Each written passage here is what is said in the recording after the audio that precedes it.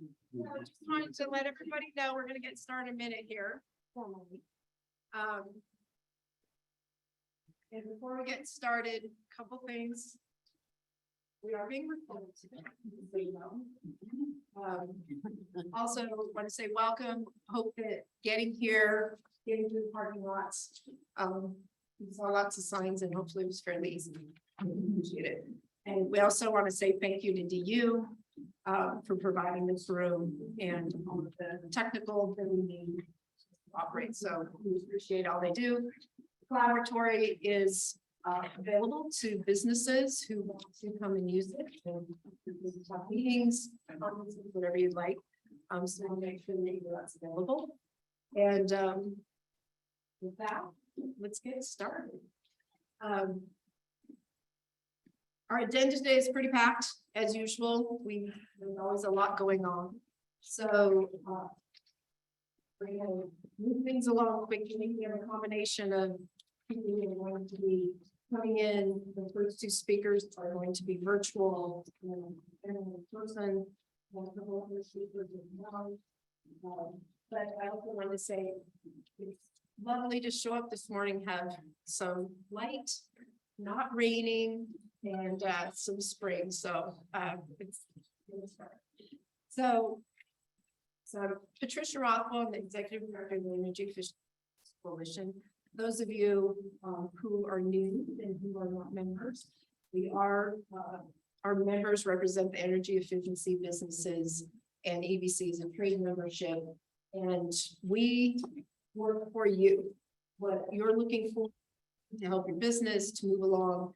Now we're energy efficiency, there's beneficial electrification, demand response, emerging technologies. There's a lot going on, and hopefully we help you keep up to speed with what's trending and help you with answers. And so with that, we're going to start off with Colorado Energy Office, and we have Amy Harone, who is on screen.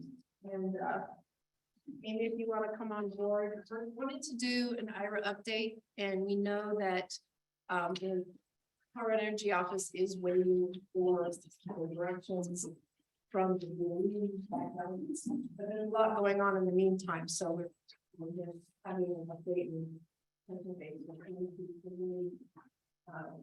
Director of Decarbonization.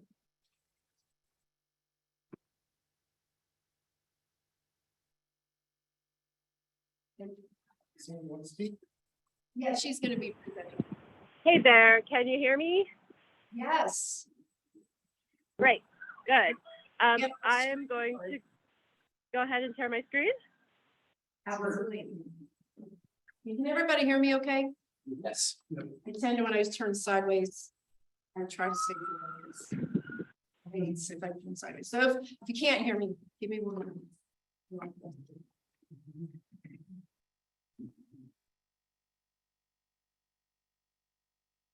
Amy, are you able to come on screen? Can you hear me? Yes, we can hear you. Okay, great. Yes, sorry, I'm not in the greatest spot right now, so I will be on screen here just a minute. And I'm going to share my slides too. Great. Okay, can you see my slides? Yes. Okay, great. So, hello, Amy Hidone from the Colorado Energy Office. Let me start the slideshow really quickly. Sorry. Where are you? Oops, okay. So, Amy's So, you're on screen. So I am here to talk to you about market transformation, and it is about rebates, but I also just want to make sure that we are all aware that it's something that we want to sustain and that we want to grow and that we want to utilize in order to really build the economy here in Colorado for building decarbonization so that we can achieve something more than just a few home upgrades, or more than a few home upgrades. So I view it as the tidal wave, or the opportunity to create a tidal wave that will sustain for the longer term and really build out what we can do over the long term and into the future. But in order to do that, we need to understand our markets. So I wanted to share a little bit about Colorado here. So we have 5.8 million people as of 2021. We'll see how that looks in the next census. And about 2 million homes. So, and we don't actually know how many commercial buildings. So we're working on that at the Colorado Energy Office. The average cost of electricity for homes is 14 cents a kilowatt hour. And commercial and residential consumption is about 40%, a little bit more than 40% of our energy. And across the state, we're working with more than 50 utilities. So it's a patchwork. And I think all of you know, because you're building professionals, that it's a challenge to work across a complicated, large sector. So we have to, I guess what I'm saying is that we have to really continue to think about how we can do this in a coordinated and strategic fashion. So with that said, I wanted to show you a couple of tools that are out there in order for us to figure out how to target some of the funding that I'm going to talk about, I promise, in just a second. So one of them, and Eric Willison is going to talk in the next panel, I believe, but this may be part of his work, is the low income affordability data tool. So you can go into this tool and actually look at the number of households, what their energy burden is, or their energy costs, or estimated energy costs. You can filter by that. You can look at different tracks. You can also look at the number of households. So here in this screenshot, I have the number of households that are below 80% area median income. And that is some of the criteria that we're going to see for the home energy rebates that are coming from DOE under the IRA. So just for your information, if you need to know who could qualify or where you might target some of your work, you can look at this tool. And this is one of many tools.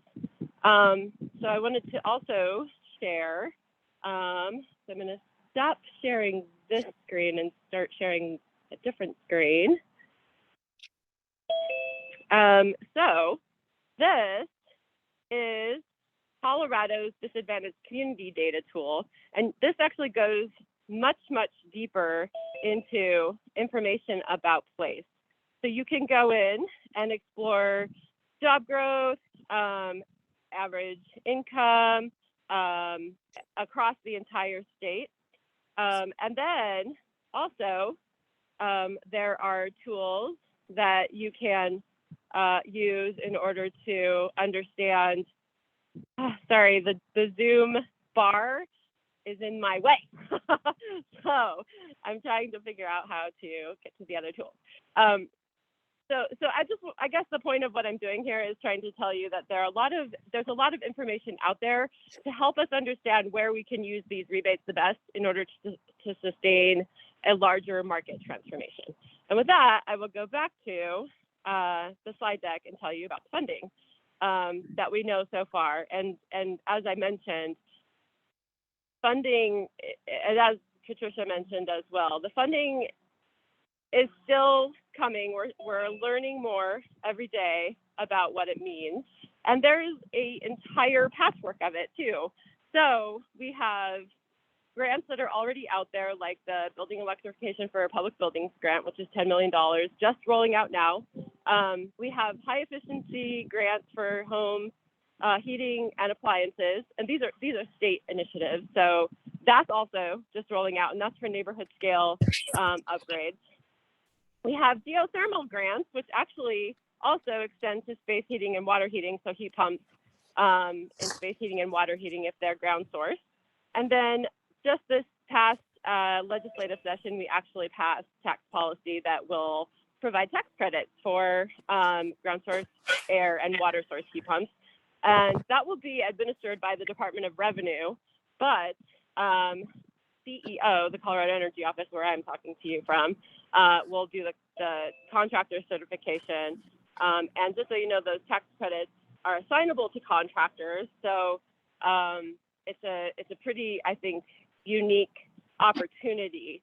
And with that said, you know, we just passed last month, so we're still working on the details. And rest assured, we are not going to make it complicated.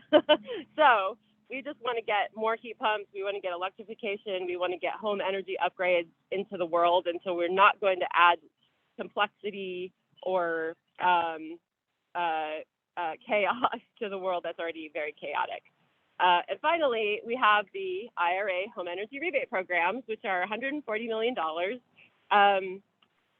Another resource that might be useful for you to take a look at is RMIs. So RMI put together several policy sheets, which are useful. This is the tax credit policy, but these are policy sheets around the IRA that RMI has put together for states. And you may not have heard about them because they're targeted at state policy. But if you click on these, you'll see a really nice overview of what these rebates are doing and what we could do with them. And specifically, the requirements associated with the rebates. So you're all very familiar with this, I'm sure, but you don't have to read through the tax section in order to find out kind of the high level of it. And so you can refresh yourself with these one-pagers that RMI has put together. So I just wanted to share that with you because I feel like it's a really nice opportunity to understand a pretty complicated program structure. And with that said, I will take you down here to the anticipated timeline that RMI has laid out. So in January, DOE did release an RFI. It was not in January, it was about a month late. They are supposed to issue guidance to states this summer. They've said July, so we're looking for guidance in July on how we can use these rebates. And then the money will be released to the state once we respond back to DOE with a plan for how we're going to use the rebate funding. So that is basically the status of what's happening with the rebate program. I am working very hard to hire a lot of staff, and so hopefully you'll help me by sharing our job postings so that we can bring people on board to really focus in on this and make sure that we get the market transformation that we're looking for. And just so you know, most of these rebates you'll see here are going to really target income qualified households, and the most money will go to those. And the electrification rebates are actually only targeted at income qualified households. So we're looking at largely low income households that are going to receive these rebates. And when you divide 140 million by $8,000 to $14,000, which is where the rebate level is, we don't get to 2 million houses. I think we can all do that math. So just to level set sort of what we're doing or what we can do with these rebates, it does have to be market transformation in order to sustain a longer economy for heat pumps, for electrification, and for home energy upgrades. And that's really the key here, is to be strategic about it and really focus in where we can make a big difference right now. And we also have tax credits that we can take advantage of for non-income qualified households. So I guess with that said, I'll stop sharing and wrap up because I'm sure there are lots of questions. But I did, want to ask, since we have a lot of very smart people in the room, if there are ideas that you have to share about how we can innovate and in order to sustain some of this funding and some of this work that's happening. That's it for me. Thank you. Thank you, Amy. One question.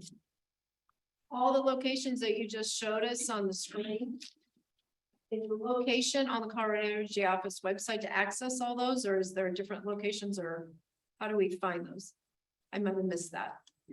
Yeah, so all of the links are in my slide deck, which I'm happy to share, but we are renovating. There's a car starting behind me. Awesome. We are renovating our website, so they will all be there. Yeah, as soon as that launches, which should be in the next few months.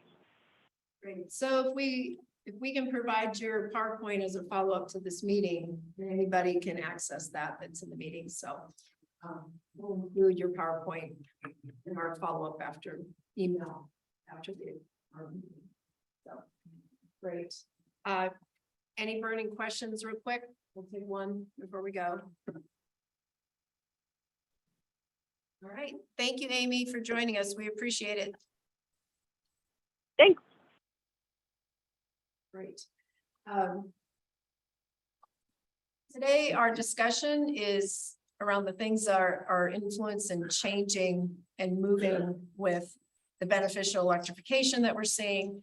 And our topic, ironically, a year and something ago was beneficial electrification. Is it the new normal? And today we're realizing beneficial electrification is here. It is staying, and that's why we said electrification is on. So our next speaker is from Mozingo Code Group, Shauna Mozingo, and we asked her to talk about code adoptions and electrification and how that's being put into the codes and what she's seeing in the different jurisdictions, since we have such a wide range from 2006 to no jurisdictions that, well, jurisdictions that have no codes to 2021 and beyond. So Shauna, welcome. Thank Want to you. give us a little bit of background before you start? Sure. Hopefully you can hear me all right. I am Shauna Mozingo, again, Mozingo Code Group, and I come from a background of being a code official, plan reviewer, inspector for a long time, and have just gone out on my own. And I do a lot of research for like Department of Energy or utility companies or states, and going into buildings and seeing what they're doing, how they're using the code, where their difficulties are, where we need to change the code, what we need to provide for resources and training. But I also do a lot of, I've been involved nationally helping write the codes, and working really hard to help jurisdictions adopt their newer codes. Trying to get people to newer codes, they can only do that if they have some assistance, because it is a lot of work. And so there are a lot of hurdles to overcome, and especially as we talk about electrification, people really need some assistance. So I do a lot of that, teaching the codes, writing the codes, and helping people adopt them are probably a lot of the main things that I do. So with that being said, I just want to talk to you a little bit today about where I have seen, especially over the last year or so, people going with their electrification codes. So we know that there's a House Bill 221362 that is requiring people to adopt newer codes and getting some electrification, some EV ready, some PV ready, and some electric ready things into their code. And so that it kicks in here just in a couple weeks, right? And so we had a big, huge surge of jurisdictions hurrying to try to adopt before that July 1st deadline so that they could put things in their own words and stay there. Some older jurisdictions hurrying to move to the new code so that they didn't have to do the EV PV electrification part because they just weren't ready. I've been helping people that have had zero code ever hurry and adopt a new code. And so that's nice that we're getting some people that have never had codes and starting to adopt codes, or people that are on old codes moving forward. So that's great. But a lot of them were hurrying to do it before July because they were afraid of this EV PV electrification process. And I think that we can make it a lot easier for them, a lot less scary moving forward if we kind of work together on some of this. So after July 1st, if you change your code, this doesn't mean it's just not like retroactive, everybody has to move forward. It's when you go to change your code, you have to adopt at least the 2021 Energy Conservation Code plus the state's EV PV or an electrification language or equivalent. So some people are still working on their language. They're not going to make that July deadline, but it doesn't matter because what they're writing will at least be equal to what we're doing in other places. So that's good. That's the main part of that I want to talk about today. There are other parts of course, of that House bill that you need to be aware of coming in 2026. Yeah. The Energy that's fine. Code. Oh, sorry. Is there a question? Oh, I just hear Adam, I think. The Energy Code Board is has already written the language, which is great, and it is its own code. And so it's not like, oh, we insert this into our energy code, it's its own code. And so it is available. There's a link there on the handout that I provided that you can go and see all of their language. It's already written. It's great. When now I'm going back and looking at jurisdictions that I'm still working on and making sure that I'm at least equal to or better than what they've written. And so far we're doing good. There have been several cohorts out there helping write these codes for people, try to work together. And so far that I can see, most of the language that they have written is also compliant with what the state has written. So that's nice to know. This is one thing that there's some examples that make it easier for jurisdictions of examples of cohorts. Man, I can't even say that. Cohorts. Wow. Yeah.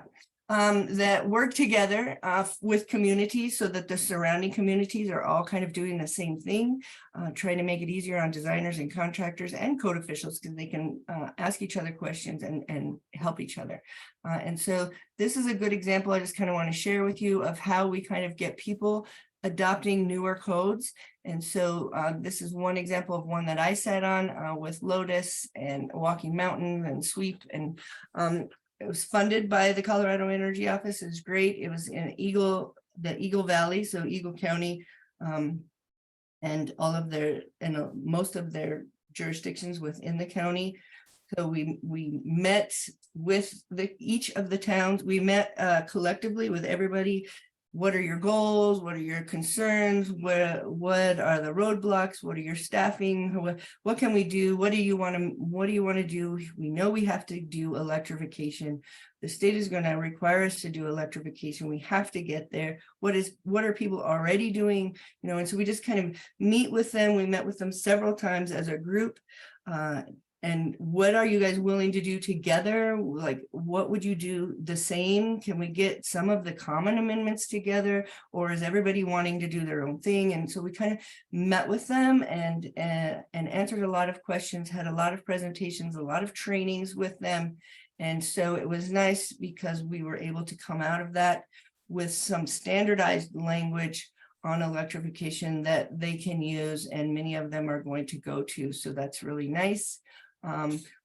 Examples of how to get people on electrification is just meeting with them and seeing what their goals are. And so we found that in Eagle County, they already had some climate action goals, which almost every jurisdiction does, right? We have some goals. We need to get building electrification. We need to get, we want to get everybody to net zero or all electric construction by 2030. A lot of jurisdictions have these goals. How do you plan on meeting them, right? And now that the state has this requirement, that just kind of bumped things up a lot for people. And so now we have to figure out what are we going to do to do that. And so part of that process, again, just meeting with them. What are your goals? What are your abilities?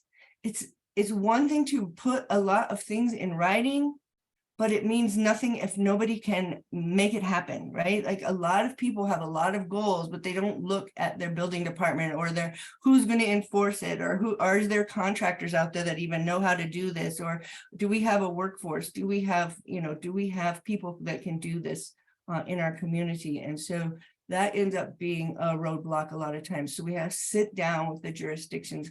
What are the abilities? What is the knowledge level? What kind of training needs to be brought in? A lot of times when I'm helping jurisdictions, even especially with Eagle County, said, tell us what we need and based on our goals, and you write it, but also what it's going to take for us to enforce this. What kind of budget do we need? What kind of staffing do we need to put this all in play? And so that's part of looking at that. You can't just write something. You have to look at cost benefit analysis. And I know a lot of people do that. And there are so many studies out there of what it's going to cost to do all electric or to go electric or for EV charging or for solar ready. But, it really does change by jurisdiction or by locality. Construction costs change, labor costs change. The size of houses, what I do in Aspen, what it's going to cost in Aspen is going to be totally different from what it's going to cost in Eagle County, right? In some of those jurisdictions. You might get similar with Vail and Avon, but you're probably not Minturn and Red Cliff. You know what I mean? Like you have to get specific with cost when you're talking to folks to make it real.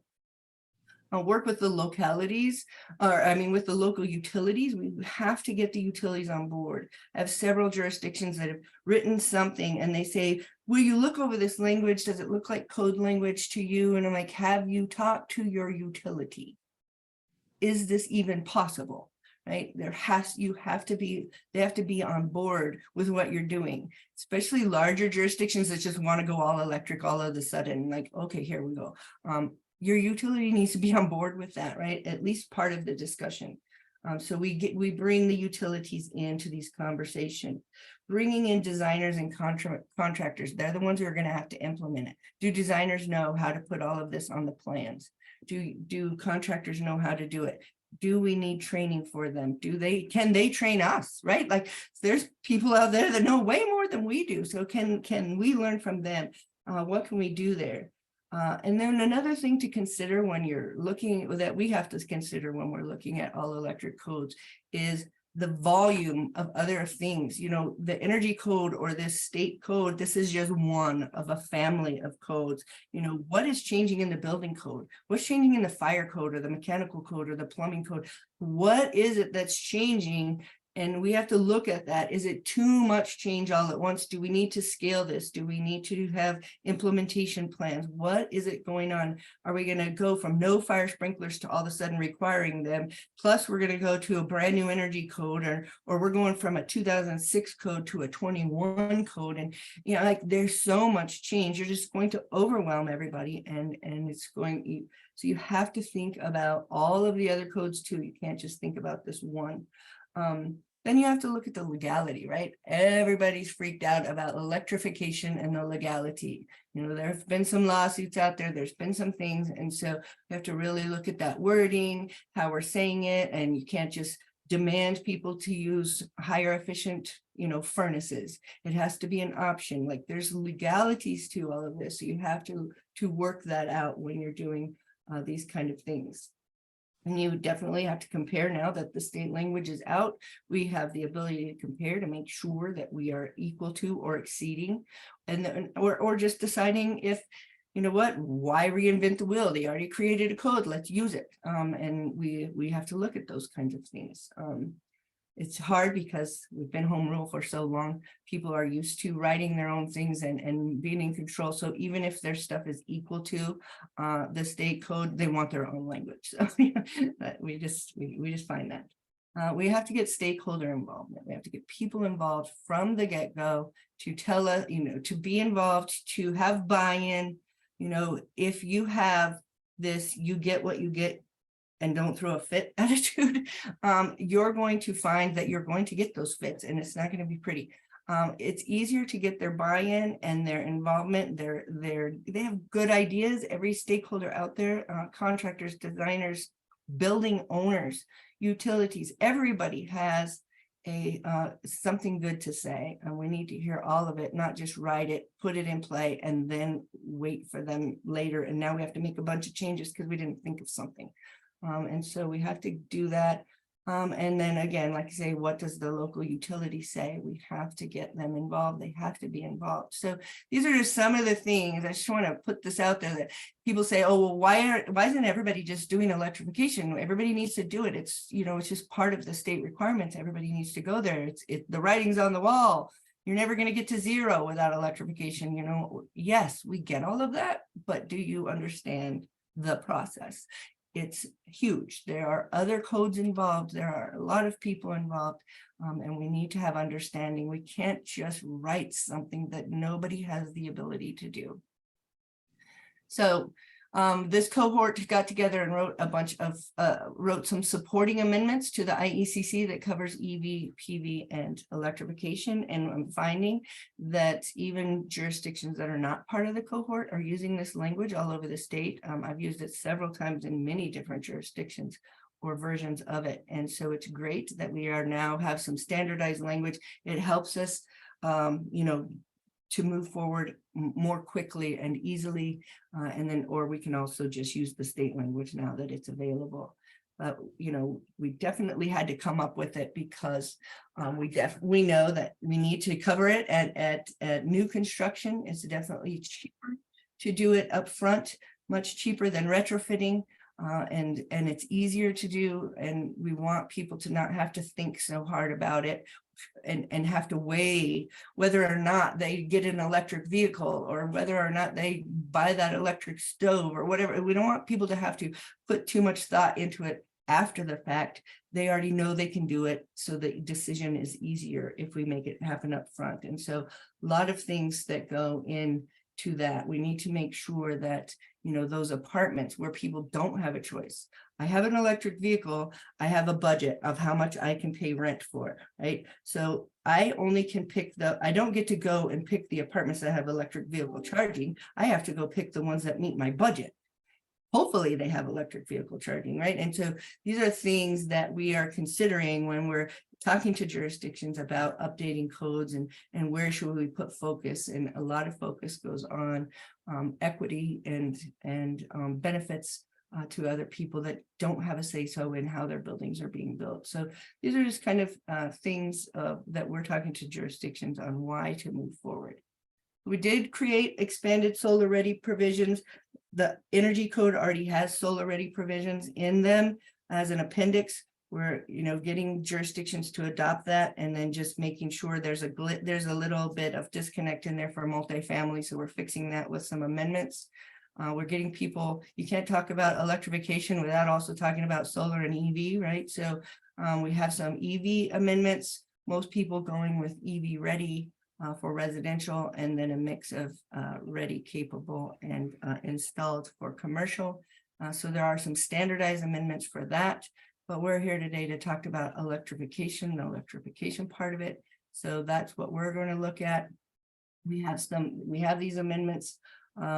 When we're talking about us for codes, we're talking about electrification, meaning upgrading all of your equipment, your appliances from natural gas to the clean and efficient electric versions. And so that's what we're talking to people about. And so there are some options.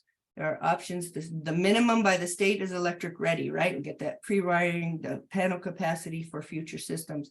We have that. That's the minimum that you can do. And some people are staying with that minimum.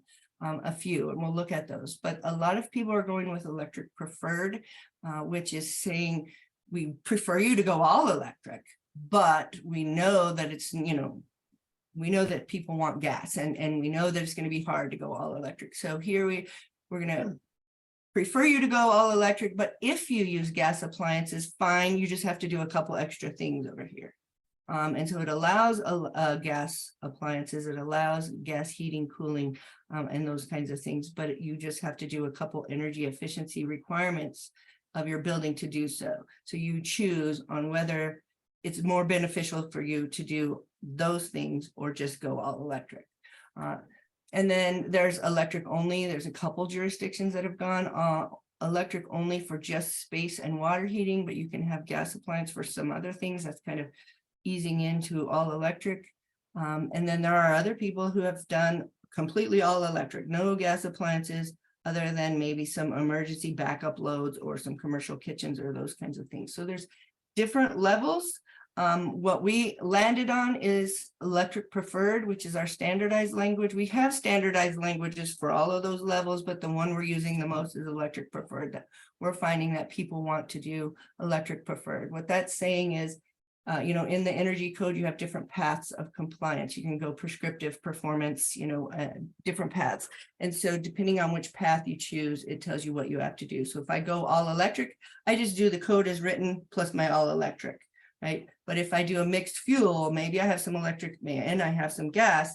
If I have those gas appliances, then I have to do electric ready because that's the state minimum. So I do electric ready, meaning wherever I put a gas appliance, I'm also putting the, you know, the outlets, the correct outlets and stuff for electric. So somebody could switch it out if they wanted to. So I do electric ready, but I also have to do additional energy efficiency packages or reductions in the code somewhere else that's already written in the code. I just have to do more of them than I would have had to do if I went all electric. That seems to be where the majority of jurisdictions are landing right now. It gets you thinking and moving towards electrification, but it doesn't mandate all electric. And so it's still an option. You just have to do more. And we're finding that some, designers and owners are finding it more beneficial, that it's just easier to do all electric maybe than it is to do all the extra stuff that you have to do. And so that's easing people into electric without requiring it. So that's what we found. The middle of the road ranking electric ready, most jurisdictions said was just too easy. All electric was too aggressive. So we landed in the middle with this. So who else doing it? For the cohort, just about everybody agreed to some version of the requirements, whether electric ready or Vail was already doing electric ready. So they just didn't want to make another change to their code because they had just adopted it when we went into these conversations. So some people doing electric ready, some doing electric preferred, and some people just staying where they're at. But around the rest of the state, that's just the people in Eagle County. Around the rest of the state, this list is growing every single day. We started this list when we started talks with these counties to say, here's what everybody's doing. So a lot of, had quite a few people going there, but we've had more going. We have more going every day. We're updating a report with the state on who's doing what for electrification, EV and PV, along with what code they're moving to. The state tracks what code everybody is moving to and what they're on and when they're thinking of moving next. And so we'll have a report now that we're getting to that July deadline where a lot of people hurried and did their codes. We'll have more of a idea of who all's going to that electrification, but a lot of them going. And after July 1st, anyone who changes will have to go to that minimum, at least electric ready. So I guess I show all this to say that no matter what, eventually we're all going to be there, right? And so what are we going to do about it? We have tons of funding, as CEO just showed us, tons of funding coming down the pike for education and resources and incentives. But who are the people behind that education, right? We need, I'm putting a call out to, we need designers who are willing to learn what it's going to take to put this all in play, or that already know it, and to teach us, to teach the code officials, to teach the contractors, to teach other designers. We need contractors who've been doing this for a while and know how to do those heat pumps and know how to do that conduit and how to do all of the, we need contractors to teach contractors. We need contractors to teach code officials. We need the people out there doing it. We need manufacturers who manufacture, like Sean does a great job, with the heat pumps and stuff, but we need more manufacturers teaching us how to use their products and how to install them and when they work and when they don't. There's so many questions. People don't want to move forward.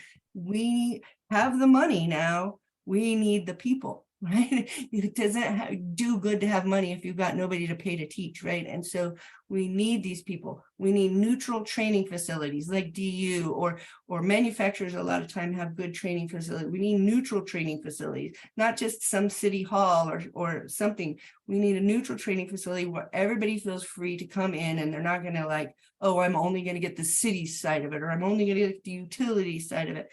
We want some neutral training facilities. We have to build the workforce. This is coming. It's a law. It's there. Everybody's going to it. If we want people to move forward, we have to understand they need to know how to do it. We have to have more people that can. I have a lot of jurisdictions who say they're not even willing to go to a 2009 code because of the blower door requirements, because there's nobody within 100 miles that can do a blower door test and it'll hold up construction. This is reality, right? We need the workforce. We need people out there doing these things, and we need utilities to get involved to let people know it's okay, right? We're fine. We're ready for you, or no, we're not ready for you. Whatever the answer is, it probably changes with each utility and in each city. We need utility involvement. And so these are just things that I throw out there, having worked with so many jurisdictions. Everybody's going to go there. Everybody's going to electrification. Some rural jurisdictions who have been on older codes and are just moving forward, it's going to take them a little while. But if we can nail down these things and get this good workforce together, take away a lot of the arguments, right? Teach each other, train each other, know what's going on, take away a lot of those arguments, then we have an easier way of getting there. It's not enough to just put a law in place that says thou shalt without anybody that knows how to do it, right? And so, or very few. And so we're going to have people crawling out of the woodwork saying I'm an expert in this. And we really want to get ahead of that with some real experts in how to make this happen. So that's what's happening at jurisdiction, people that are going there, people that are not going there, what it takes to get there, and just hopefully putting some ideas in your head.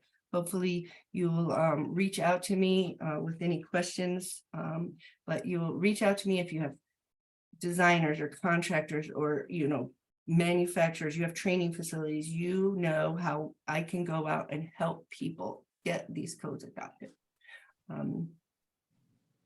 Thank you. Thanks, Shauna. Just a reminder, so the tracking document that you provide for all the restrictions and when they're on and when they're moving or changing, how do we access that? Where was that? It's maybe Adam could give you the real, I have a link, it's on the state's website where we there's a spreadsheet where we track stuff, but he might, I think Adam Berry is in there. He might have a better idea of how to just tell you to access it. I just have a quick link to it and I don't, because I update it, but I don't remember how to get there. Yeah, we'll do that. And maybe we can, we can find that out and we can add it in the minute. Okay, great. Does anybody, contractors, do you guys use that document? A tracking document when you're been insulation, air sealing, I'd be like, okay, the crew's gonna go out on this side of the street on this zip code. It's one code, on the other side of the street, it's another code for the day. So that they've been tracking that for 15, 20 years, I think. And it's a super useful document, especially when you're working out in the field. It is in the process of being updated for sure, since so many jurisdictions were trying to hurry and get to the new code, that it was hard to keep it updated as we were going because it was changing so fast, but we're working on getting it fully updated. So you'll know what code every jurisdiction is on and what amendments they've made and things. So it is a great document. It's just in the process of getting updated. Any questions from the group? Where will that link be posted once it's found? We'll include it, Shauna, let's get that before we send out our follow-up. Yeah. To the group, so we'll include it in our follow-up as well. So we are with a large. I'll try to find it right now and then I can put it a link in the chat or something and then you'll have it for the minutes.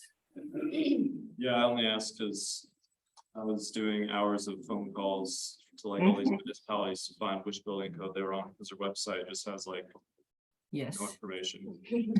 Don't do that. We don't do that. We do that. Great. Anything, oh, go ahead. Yeah, Shauna, great to get your perspective on this. I just had a clarification question. When you say that jurisdictions will need to update their codes when they update any other codes, does that include fire codes, any type of code? So the state law just says that when you update any of your codes, even if you just change your plumbing code, right? I mean, if you update any code, then it kicks in this requirement that you have to go to the 2021 energy code plus these amendments. So that's why so many jurisdictions come in. So a lot of people were like, oh, well, we'll just hurry up and update our energy code. Well, no, because it applies to all codes.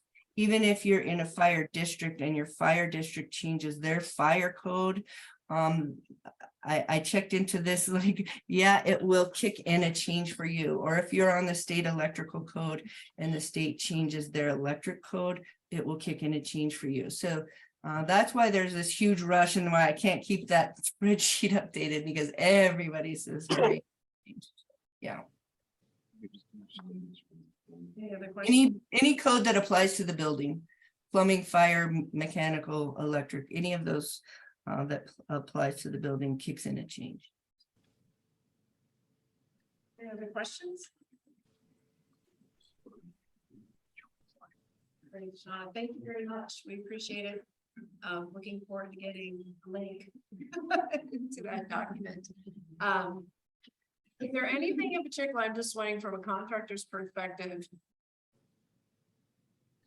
when these jurisdictions are going to a new energy code,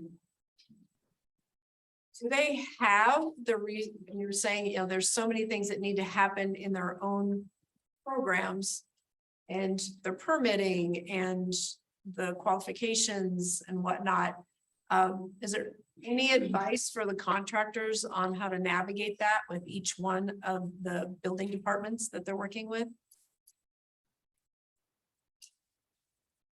Just stay close to anyone in particular, or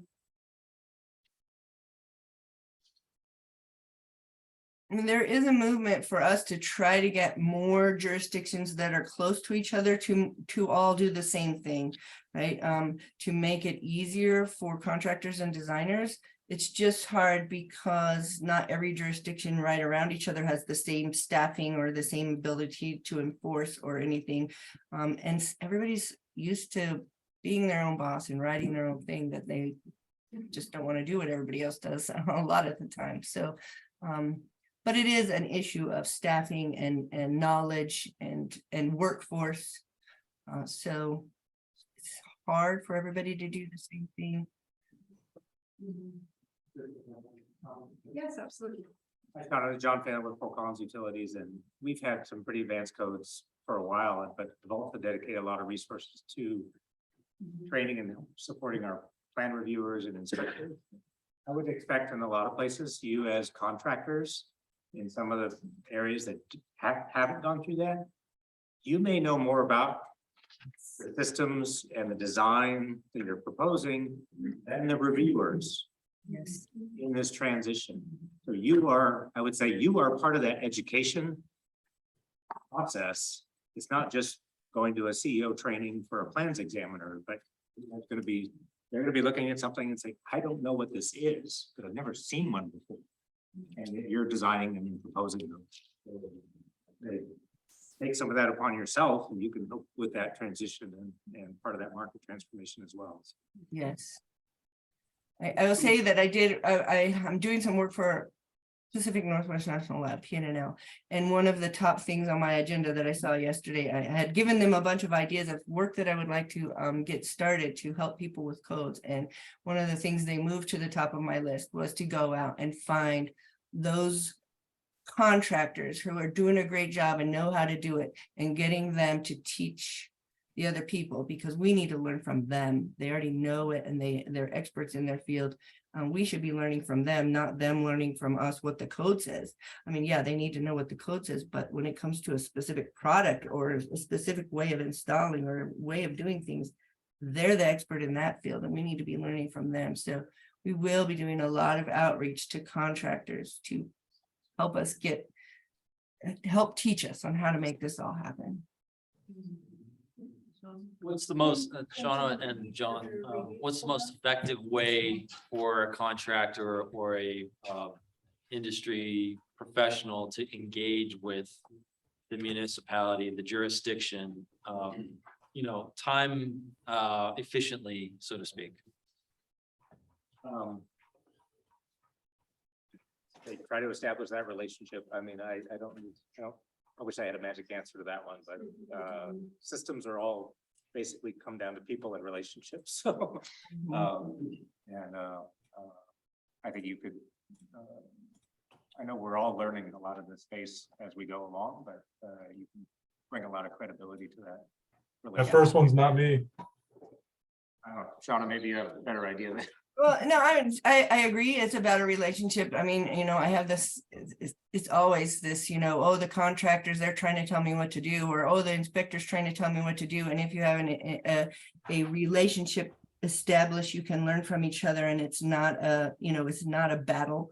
But also, if you can't establish those relationships, go to a neutral party, send me an email, come to me.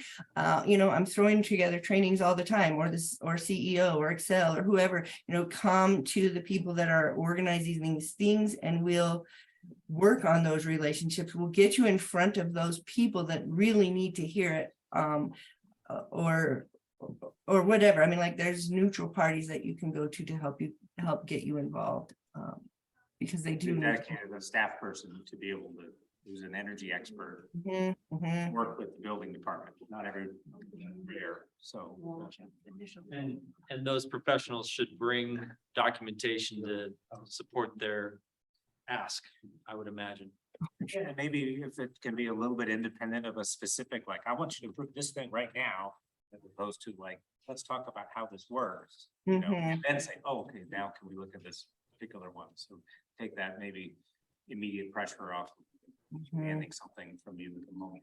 Yeah, the approach is key, right? Like, sometimes when I was doing plan review, and I would call an engineer and be like, hey, I don't understand the, how I don't get the same span as you do. And some of them would say, you're not an engineer, who are you to review my stuff? And others would say, oh, thanks for the second set of eyes. It depends on the approach, right? Are you asking them a question? You want to learn from them, you want to, and get them involved. It's a co-relationship, or you're just trying to tell them this won't work, right? It's how you approach each other is really key. Great. All right.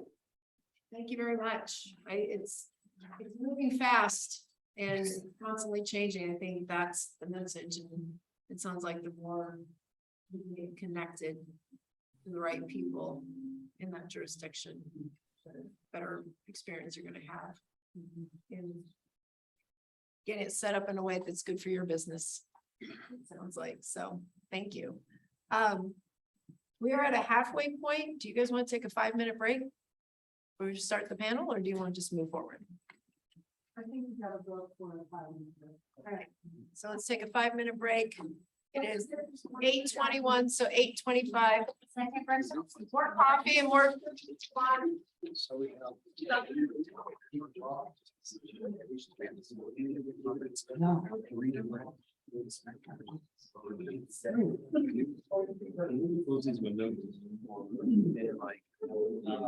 They're too loud. Yeah.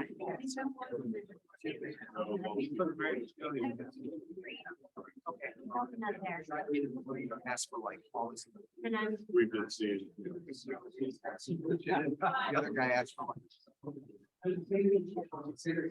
Yeah, it's 3 separate sites out of this one, right? It's like, okay, guys, and we didn't want to say like the other guy, like, wait a minute, this guy, for anything else, you approved it right away. This guy is like, put us through the breaker. And it was just kind of this funny situation where like, okay, well, we don't want to say like, this one got.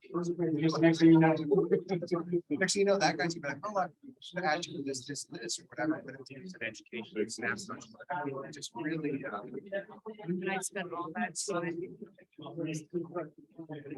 Yeah, that's kind of like over there in the gray, it's like that. We were involved with that.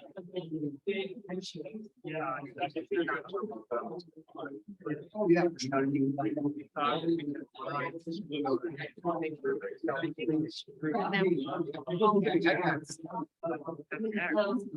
Sean, I can look at that. just because it's written down on paper, it's like, Walking on eggshells. We can send comments. I wonder, yeah, so whatever.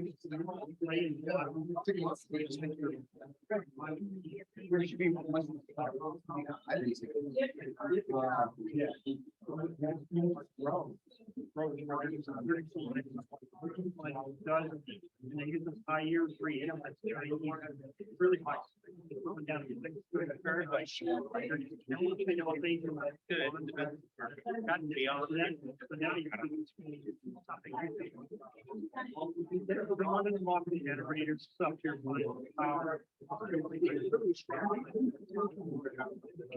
Something I've never seen. I can't spend 3 hours.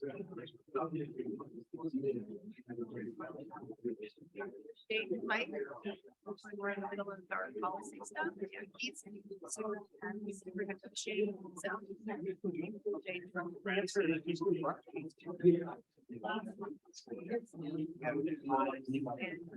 Cash.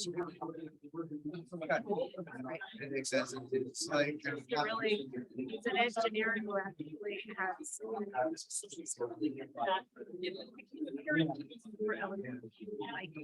Like, just hands.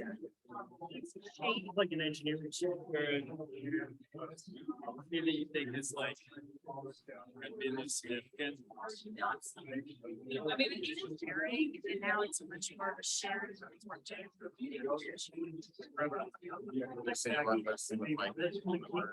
That's where I know you.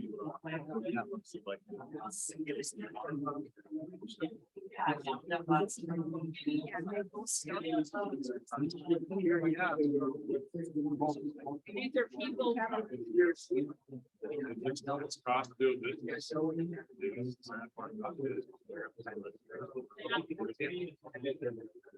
Is that because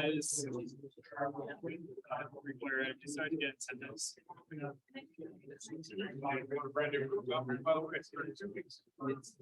Yeah, it's making us like a process.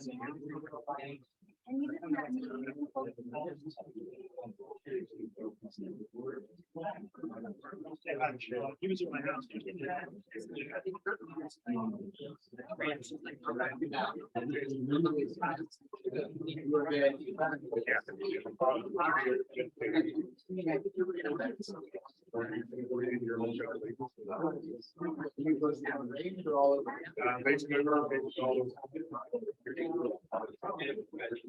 Midstream.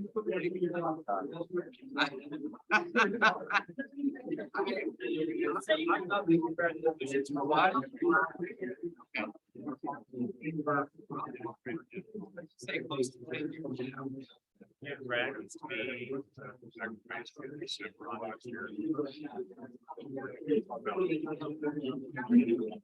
Oh, yeah. Well, they think we're like that. Someone like 9 months CFLs. Maybe you got the fun out. And I think John. John is like from ours. Really only recently.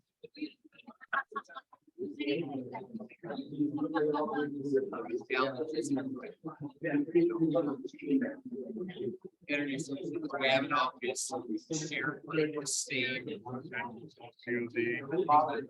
Right, the same.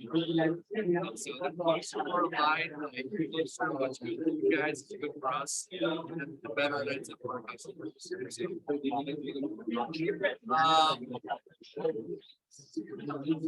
Honestly, they haven't, okay, like, here's the use of life wrestling. That's what it's. We're gonna slowly get them to like meet people. High level, yes.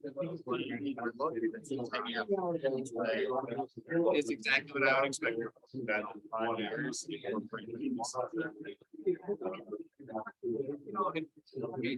Boiling it down.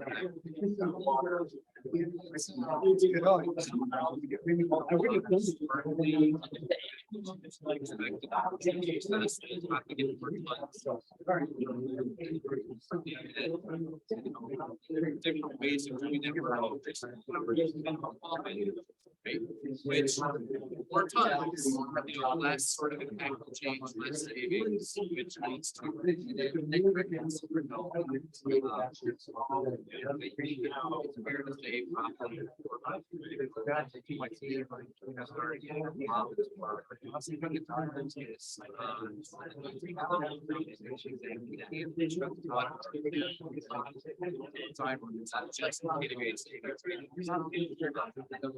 I think we're moving down that road. I do think you guys,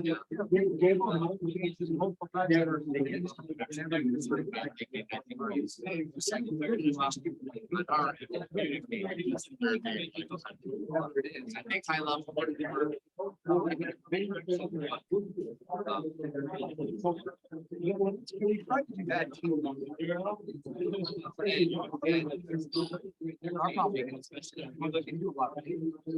Like. maintaining a bunch of properties. You're already kind of in this sort of thing, it's like, you guys see it a lot, same time, it's like. Can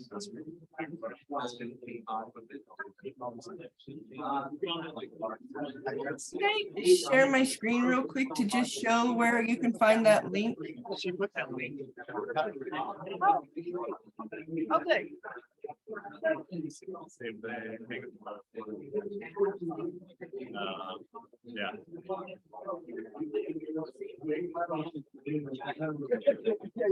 Tell them what's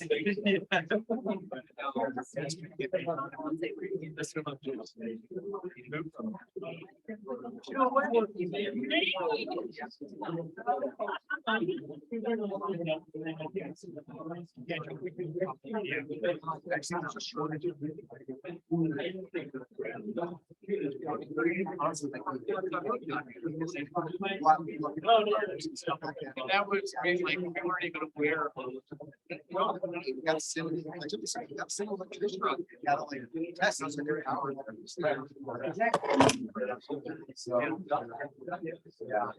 Yeah, I wish our industry, once you start, someone really wants to. No, it's gonna be.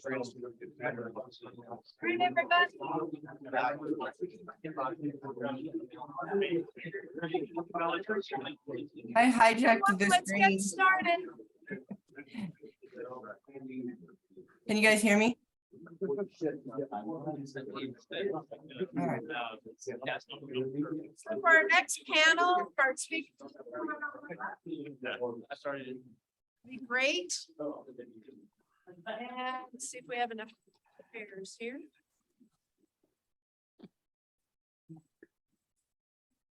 One more. Robert is remote. Yes, so we'll need to get him online.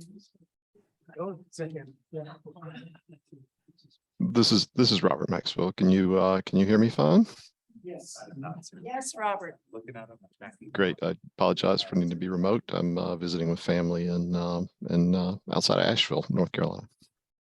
No worries. We're glad you're here. So this topic, super excited about, and the reason we invited our speakers today is because 2 years ago, about a year and a half ago, we started to hear the talk about, is there enough electricity to electrify the grid? And that's the words that we would hear. And Excel Energy had put together a presentation back then that was technical. It talked about the lines and how the grid is able to support the demand that's coming with beneficial electrification. And I hadn't heard much about it for about a year and a half. And then in the last 2 months, had a lot of questions, had contractors, distributors and manufacturers on the HVAC heat pump side say, hey, we're concerned, we're getting questions from the homeowners, and the contractors are also wondering, that supply and demand, is there enough energy to meet this demand and this beneficial electrification? Like they talked about a tidal wave earlier, is coming. And it's really here. Electrification is our new normal. So what we want to do is get some experts together. I had no idea what I was taking on when I was asking to do this topic because I don't know a lot about it. So I thought, if I don't know, you guys probably don't know either as much. But so what I want to do is just have a informal conversation about the different things that helps us understand, and hopefully the goal is that as contractors are talking to homeowners and we're talking with homeowners, that we're able to have confidence in what we're talking about and offer some of the things that we hear from you to the field so that there's less barriers, we're removing barriers in the marketplace for heat pumps. But I think there's also a whole other play that we haven't talked about or thought about as well. We talk about the shell and the envelope, and I think you guys have some great information about the impacts and what's coming. Let me see if there is anything else. I want to make sure that we talk about. Yeah, and the other thing that I did before coming to this, because I was curious what would come up online. So I went into the chat GPT that everybody's using now. Do I have the acronym?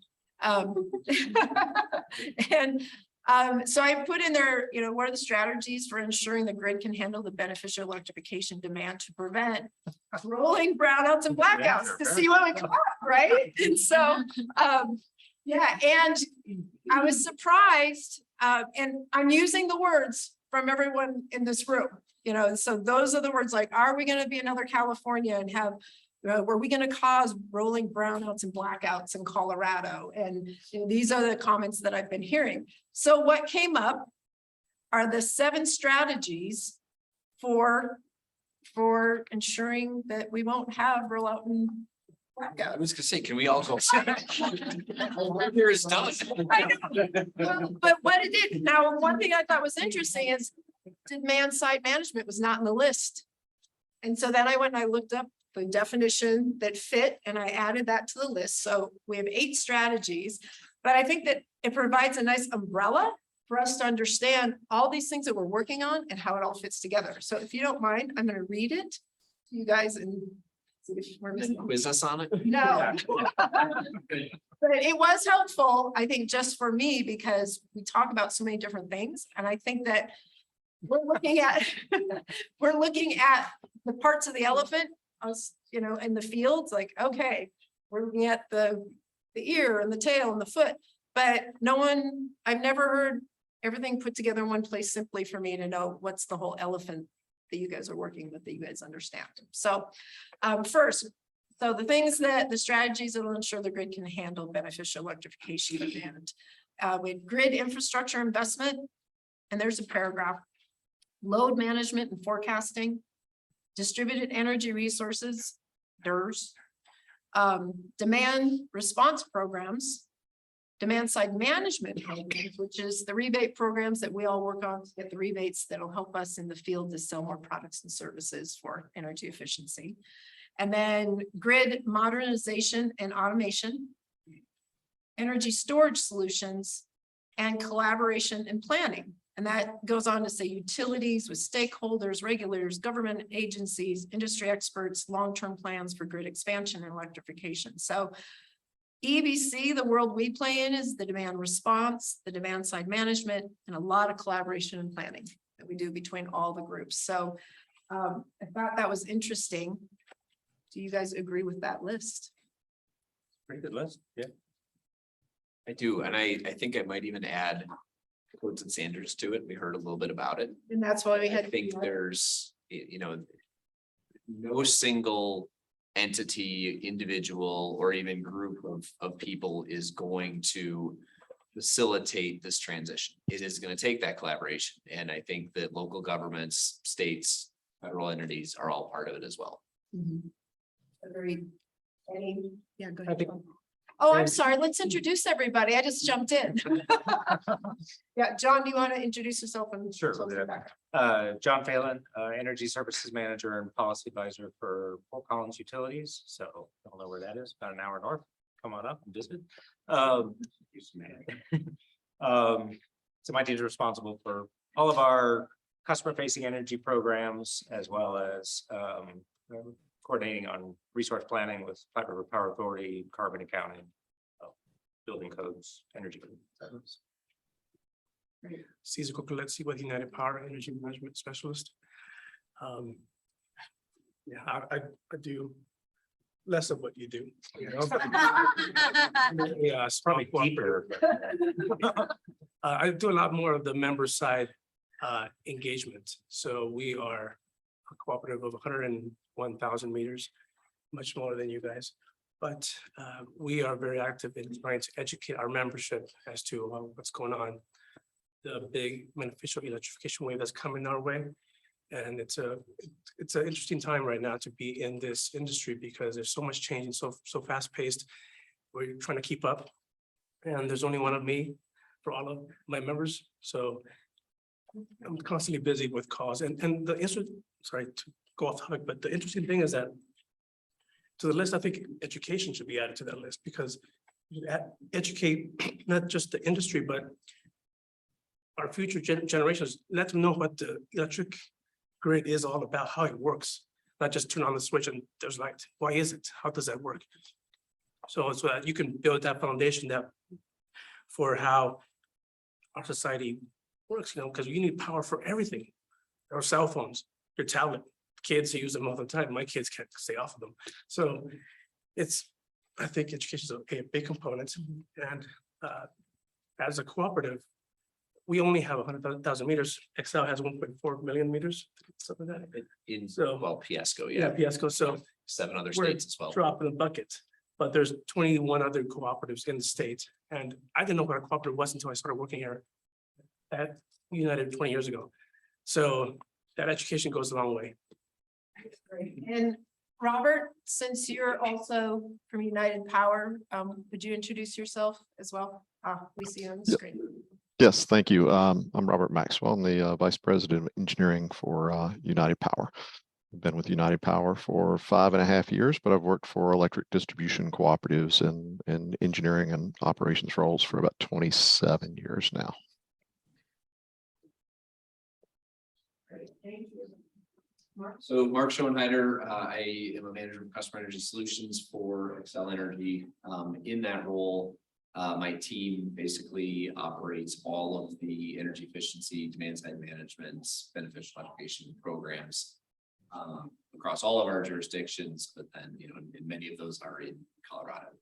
I'm also actually one of your members as an electric customer, and I will say that you guys did a phenomenal job on my heat pump rebate. So. Great. I'm Eric Wilson. I've been a researcher at NREL, National Renewable Energy Laboratory, for the past 12 years. And for the past year, I've been on a special assignment to the U.S. Department of Energy. And I'm a strategic advisor to the Deputy Assistant Secretary for Energy Efficiency and working to develop a national building decarbonization strategy. So I've been thinking a lot about this topic. Back in my NREL work, doing a lot of modeling, trying to model simulations on our supercomputer of the whole US housing stock and looking at energy efficiency and electrification, what that would mean. And then now in this more strategy role, thinking about how we're going to do it. So I happen to be here. Yeah, and I liked this panel because I wanted to have an investor-owned utility, Excel, wanted to have a municipal utility in Fort Collins. I forgot to mention that we're a municipal utility. Yes, and then having the cooperative, very different challenges with your lines compared, long lines and different ways that energy is being used long term. And then this broader picture of some really interesting things to talk about. How the grid and how much we do, customers and contractors do that impact the results and us being able to really handle beneficial electrification. So with that. Should I say back to your original list? Yes. All of those things, I think, already happening in various levels in various places, but it's more of like the scaling and the integration of them is at a really different level than the past. So it's like nothing on that list. I'm like, that's not new or never been done. But it is a whole different level of activity that we need. So that planning and collaboration. That's a great segue too, because one of the things that you guys talked about, many of you, is that going through a fuel change and changing your fuel mix and also how you're delivering power, going through those changes for a century, 100 years, you've had multiple periods where you've had to double the size. You guys had some different, if you have those stats, I think a couple of you threw out some of those examples. So I feel like as consumers, this is something new and everybody thinks it hasn't happened before. And oh my gosh, it is possible. But from your perspective, you're like, we've done this, we've gone from coal to natural gas to. Explain that. Yeah, I think it's fuel types, it's scales, it's when and what customers were using energy for. I mean, Excel, right? And I think this is true of other companies as well, has been around for over 100 years, right? How many air conditioners were in existence in 1900? Right? What was the load? What was the primary load on the system back then? How has that evolved? How has that changed? Even from service territory to service territory, you know, we still in Colorado have a growing adoption rate of cooling, like in residential spaces. Hopefully, we're actually getting more spaces that may have natural cooling as well. But that, I think the point for us as a utility is, we've been in business for a long time, and sort of the institutional memory of the company is a lot longer than an individual customer memory, right? Customer moves every 7 years on average.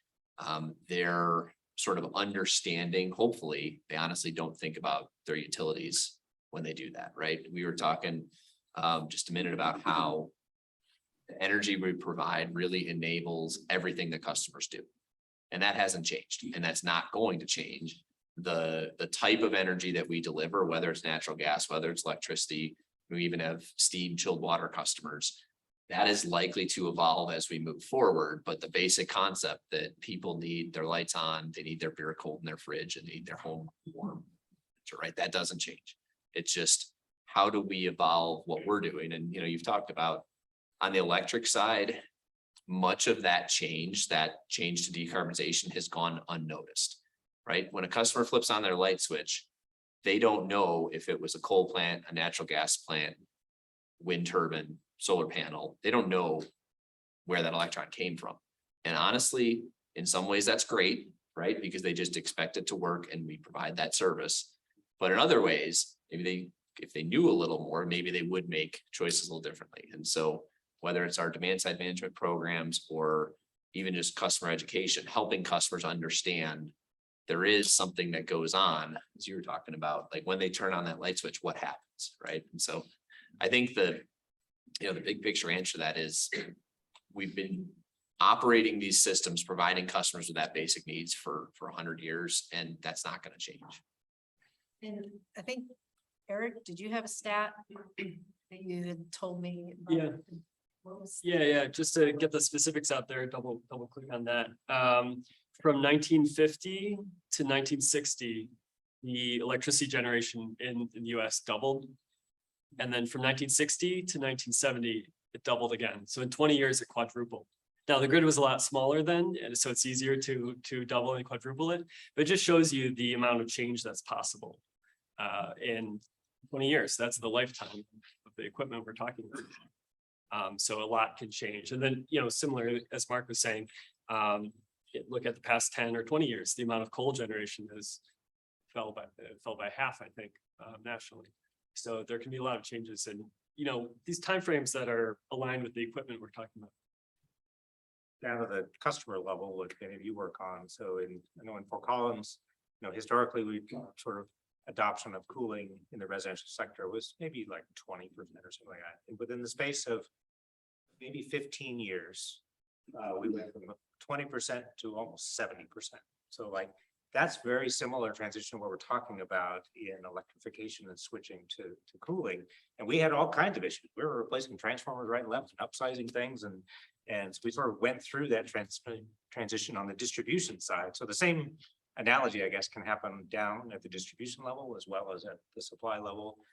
And I also want to recognize that almost all of our customers are also XL customers on the gas side. A lot of times we're happy that they know that they're a Fort Collins Utilities customer for electric and water and an XL customer for natural gas, because most people don't really pay attention to that. Pay their bill, they're happy. We provide services and life goes on. They have more important things to think about. The question when we were in the homeowner meetings for Marshall Fires, we'd ask the question, how much of your utility power comes from wind and solar versus natural gas? And people are raising their hand, 1%, 3%. So I was gonna ask, what is the mix of your energy? Right now, we're at basically 50% non-carbon and 50% from a mix of coal, natural gas and purchases. Non-carbon means Fruits, a little bit of some hydro, wind and solar. wind and solar.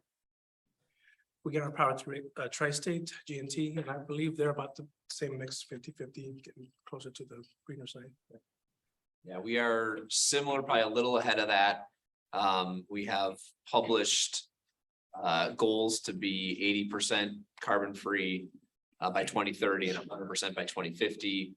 We are actually sort of ahead of the curve towards that, and really it looks like we're gonna be about 85% carbon free by 2030. And I think we're above 50. I don't have the exact number out of 2022, but it was probably 55, 57, somewhere in that ballpark.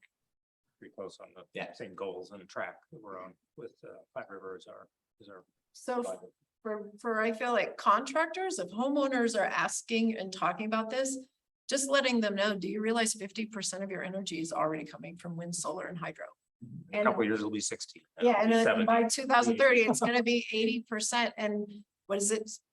6 of the major utilities, which Tri-State has, I don't know, 17 or 22 co-ops, have all made similar goals. They're all of these goals to be 80% energy or decarbonized grid or clean energy. So it's already happening. So if people are worried that, wow, they think we're starting from 3%, we're already halfway there and we've had no interruptions in your, as far as, I don't know if I can make that, is that true? I think it's a fair statement, right? And I think, I mean, going back way back, and I apologize if this is too basic for some, but natural gas, coal, nuclear, they're all dispatchable, right? We need more, we turn it up. And so in renewables, wind, solar are not dispatchable. Now, predictable, yeah, right? We've worked with NREL for years, and arguably we have the best wind forecasting tool system models of anyone in the country, right? And this was a stat that the engineer and me just looked at and said, really, this has to be wrong. No, it's right. Then this was probably 3 years ago. Our average error on predicting the amount of wind generation we would have 48 hours in advance, the average error of that was about 10%, right? And how many times do you turn on the weather forecast in the morning and they can't predict if it's going to rain or not 2 days ahead, let alone how much the wind is going to blow, where it's going to blow, how that will affect all of your turbines and what the actual energy is. So to me, that's, there's the renewables are not dispatchable. I think they are somewhat predictable. And that's getting better all the time. Now, as you get more and more of that non-dispatchable resource on your system, it gets harder and harder, right? And, I said earlier, we can't turn up the wind, for example, but we can turn down the wind, right? We literally do curtail wind turbines as you go. And so the more and more higher percentage of non-dispatchable resources, it's going to get harder. And that's probably why, well, I think everyone probably figured this out already, but 80% by 2030, that's a big chunk of the apple in a few years. And then that last 20% is going to be hard, right? No doubt about it. We'll be blunt, we don't have all the technology solutions. They don't exist right now to do that. But over the next 20 years, they will. Question? Sort of a comment question. I mean, isn't the solution then storage? Possibly, and technically there is storage available. Now, the part that you worry about and the part that we are super concerned with is the cost. Yeah, and that's, I mean, there is an environmental side, there's a cost side, and there's a balance, right? Because at the end of the day, right now, most people don't care about their utility bills. They're small, right? Now, in Colorado, this winter, we had a little test on that, right? People cared a lot about their utility bills, but I challenge each one of you to go and look back and look at your utility bill for the last year gas, electric combined, compare it to your cable bill, your internet bill, your phone bills, your cell phone bills, whatever it is. Starbucks bill. Well, I'm not even going that far, right? I don't need to. To make the point, all those other bills combined, we're probably still double your energy bill. Now, is that energy bill higher than it was in previous years? Absolutely. And is it something that we all need to continually work at to keep down? Absolutely. Right? Energy efficiency is first and foremost the best way to keep that down. But the point I'm trying to make is, yes, batteries exist, storage exists. There are other forms of storage. We have a pretty nice Cabin Creek pumped hydro storage. It's amazing, right? It's 300 megawatts of dispatchable storage. We pump it up when we have extra wind on the grid. We use it when we need it, right? That's a daily thing. But as we start to electrify and think about it, we don't just need storage to get you from a peak period in a day to overnight. We need storage that lasts days and weeks and maybe even longer. So there's not cost-effective storage to get us It's that to that. long-term storage. So Yep. we're coming, Park's saying, like, everything he says, like, we're coming to the same conclusions with us and fiber. Of how far we can get in the time frame we have, so that 85 plus or minus some. We're going to see what we can do locally to maybe boost that number a little bit, but yeah, our goal is 100%. By 2030, if I were betting, I'd say we're not going to be at 100. Can we get? Maybe we can get 90. I don't know. We'll try. Yeah, what other technologies are needed for that last 20%? You said that there's some that don't exist yet. What are those? If I knew what they were, I would not be sitting here. I think that we have at the end of the day, right, a utility bread and butter above all else is safety, reliability, and cost, right? And very much coming into that now as part of like safety, reliability, and cost is the environmental impact. And so we have to look at all the different things, right? And there's a ton of technologies out there. Personally, and I think this makes sense from a cost standpoint. I know that not everybody in the room or in the greater sort of intervener community stakeholder community would agree, but the gas system's part of it, right? And there is a tremendous amount of energy, both from a throughput and a storage capacity in a fuel, right? Now, is that still carbon-based, like a fossil fuel-based fuel? Probably not, right? So whether it's RNG, hydrogen, who knows? You can potentially get a ton of storage out of that fuel before you would use it in a power plant or in a home. So I don't know. I think is the shortest answer, but there's a bunch of technologies that have promise. Storage or renewable fuels of some kind. Yeah. Carbon-free fuels, I think, but within that, there's. Yeah, and maybe that's taken that wind power that we talked about curtailing and make hydrogen out of it, store the hydrogen, and then use that. So we have a lot of questions. Okay, so you can say so. Gentleman right here, he's been having his. Todd, go ahead. So as we look at Colorado, and we always think of peak demand as being the summer, but as we shift to all electric, that peak demand is gonna shift, I think, to winter. So we have those stretch of 20-degree days where everybody's now got their heat pump on. If they're not dual fuel, heat strips are gonna take into place, and we realize how inefficient those are. How is that shift gonna happen from you where we don't have, because sometimes we are asking people, like, let's just talk California, don't charge your electric car. Now we got heat strip running, heat pump running, electrical charging, whatever it might be, all in there. How, and we're 70% heating community. How's that gonna shift, and how's that peak load gonna be handled moving forward? A couple things. Our forecasting shows that actual switch to winter peak, like officially for us, is going to be 2035, maybe around there sometime. So it's not a really quick switch over to that because you're adding electrification to essentially a big mass of what's already there, giving us some time to plan for that. I think your point on the electric strip heating, like it's the importance of weatherization before, like one of the worst things we could do is to electrify, pardon me, crappy houses and just, throw strip heaters in there to back them up. And so the quality of the installs that we're all starting on this transition now is essential for that, for us to be able to. The other, we did some interesting work last year looking at the loading on the transformer loading. So taking all the homes that are connected to a single transformer, generally that's 7 to 10 houses in our case that are on a single transformer. And looking at that kind of best and worst case. Best case was a community that was ground source heat pump, zero energy construction, so very efficient. And looking at traditional all electric homes, baseboard resistance heating.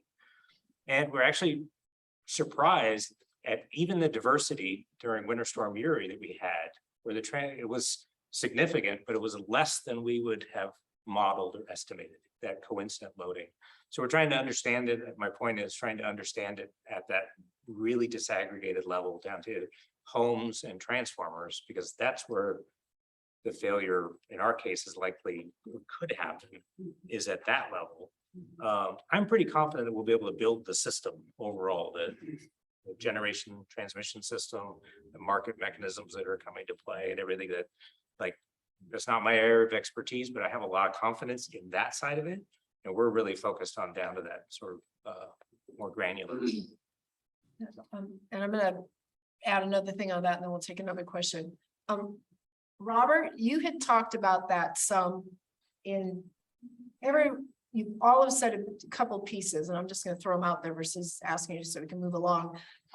But you had mentioned you have much more line of sight to what's happening on a regular basis because now you have new technology. So using Aegis AMI meters. And so now you can watch the trends and know when to replace the substation or replace so that was a comment. Robert, did you have a comment? You had talked about the planning. I can't remember. It really is. There's two aspects to it. One is the easy part is planning for electrification, future electrification of new installations, new homes, new residential developments, and things like that. And we've changed our frankly, we've changed our design standards, our system design standards to accommodate that. Whether you're talking about electrification over a 10-year period, a 20-year period, a 40-year period is more of an academic discussion when we're putting facilities in place that we expect to have a useful life of 50 years or more. It doesn't really matter when that electrification happens. It's going to happen, and we don't want to have to replace equipment before its useful lifespan is used up. For the existing homes, which I think is more the focus, more the critical thing, we've got so much better data now than we had in the past.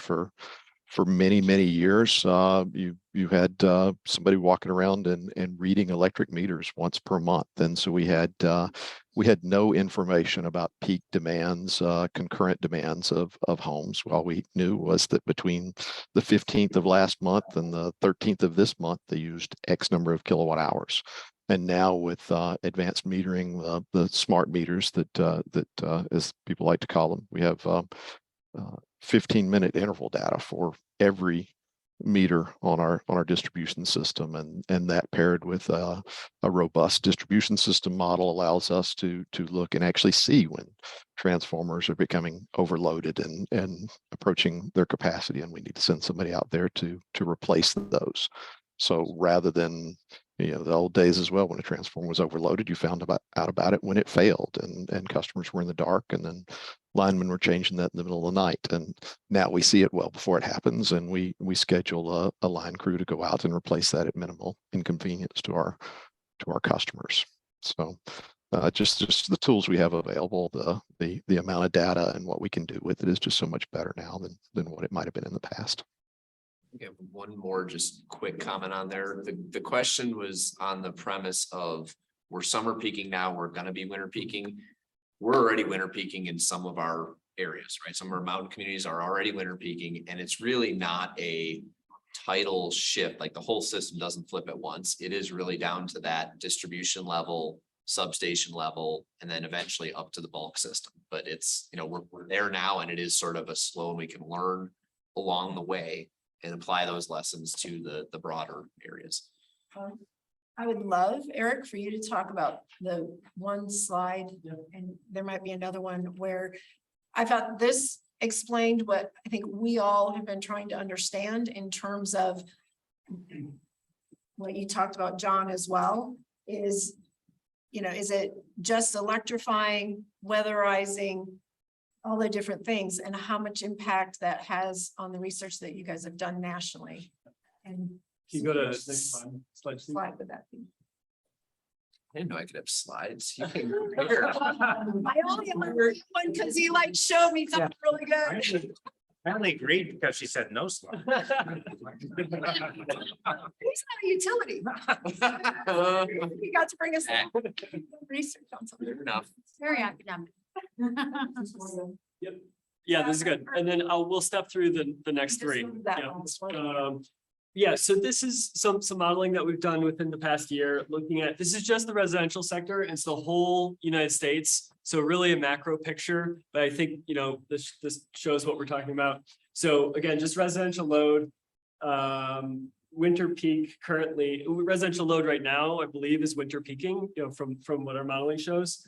422 gigawatts is the current baseline winter peak. And we did some modeling to look at what if you took all homes and electrified them with different levels of efficiency to go along with that. So if you go to the next slide, it shows this is the worst case. This is what if you electrify with minimum efficiency heat pumps that you can buy now, strip heat backup, and you can see it's just a huge difference. 600 gigawatts increase in winter peak. And for reference, the winter peak today is about 600 gigawatts. So, and the summer peak for whole contiguous United States is about 750 gigawatts. So, in reality, this would play out at smaller scales, but I think this helps illustrate it. So, I mean, this would not be practical, right? This would not happen. But I think it illustrates what we're talking about here. So if you go to the next slide. I want to really point out, yeah, there we go. It's going to build minimum efficiency on this, right? So you're electrifying minimum efficiency. Yeah. So the next one is with, you're still electrifying all homes, but with high efficiency heat pumps. No envelope stuff. You still may be relying on electric strip heat in some climates. But these are kind of top of the line, cold climate, high efficiency, variable speed heat pumps. And that alone makes a huge difference. It shaves off about 400 gigawatts from that increase in peak. And then if you go to the next slide, this is adding in basic envelope measures, insulation, air sealing, relatively basic. And it brings it down, about half again, down to 500 gigawatts. So only about 80 gigawatts of increase in peak. So I just, want to show this because it shows that insulation can make a huge difference, insulation and air sealing. So we really need to be thinking about it. And in a lot of places, it's not going to be practical to electrify old homes, old buildings without also doing the efficiency. It'll bring down the upfront cost of your equipment, potentially avoid upgrades to service wires, to transformers. So there's tons of benefits, but we need to make sure that markets and incentives are aligned to really value the efficiency so that it can be something that actually gets co-deployed with electrification. Yes. I asked about Mark, on the one side.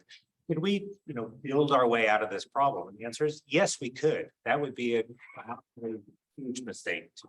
The solution is to build our way through improving our buildings and and then switching over the systems of these houses as that naturally occurs over time, and we can accelerate it. But yes, we could invest massively in our distribution system, in substations and all of that, and we would all suffer for that pathway. But to summarize that, 500 gigawatts, I don't know how many gigawatts are exactly, but 500 cuts the fear in half if we do those things right. It's not just HVAC, it's the envelope. I don't think our insulation and air sealing companies realize the part they have to play in this scenario. We need to get them involved and cross-selling, those types of things. I think it creates a lot of opportunities, and there's a lot of evidence for a homeowner like, why would you want to do companion rebates, right? Okay, so. Sean, you're, I'm so desperate. all right, go. Because actually, I'm going to be moving to ask two questions, but the first one, your slide was set me up perfectly. It is exactly what I want to ask. Given that the cheapest way of making energy is to save it by being energy efficient, why aren't we massively subsidizing the envelope and insulating homes so we're wasting is regardless of the fuel type or the heat source? So with it, wasting. That's my first question. And the second would be, as we are considering the grid and back to the issue of education, what do we have to do in terms of educating our end consumers about their behaviors? What behaviors do we need them to do to help kind of take care of the grid and use it as efficiently as possible so that it, it creates the least amount of headaches or the least likelihood of brownouts, et cetera. So, what kind of thinking has there been done on that? And what do we need to do to educate end consumers so that cooperatively we can all kind of get there together with the least amount of pain? The education part is the big, for me, but studies have shown that if you teach school kids about efficiency, take it home, like, mom, dad, turn on the lights, let's do this, and that. Girls are more prone to follow those tips than if you in the bill, hey, do this and cut back by doing this. They won't listen to you, My bill is electronic. I'm an auto pay, budget billing. Look, I never see my electric bill. If it weren't for my working at United Power, I wouldn't know how much I use because I have family, I'm busy. How many times have you guys really looked at your newsletter that you get every month from your water company, your electric company? It doesn't really happen.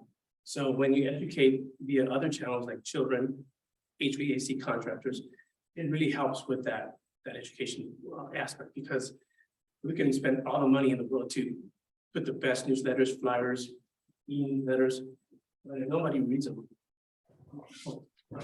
Our children really are a big push.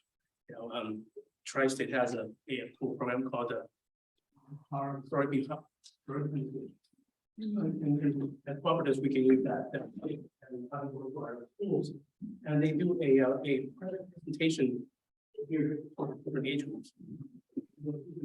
What the electric grid is, how it works, and what you can do to be more efficient. And it's a really great tool.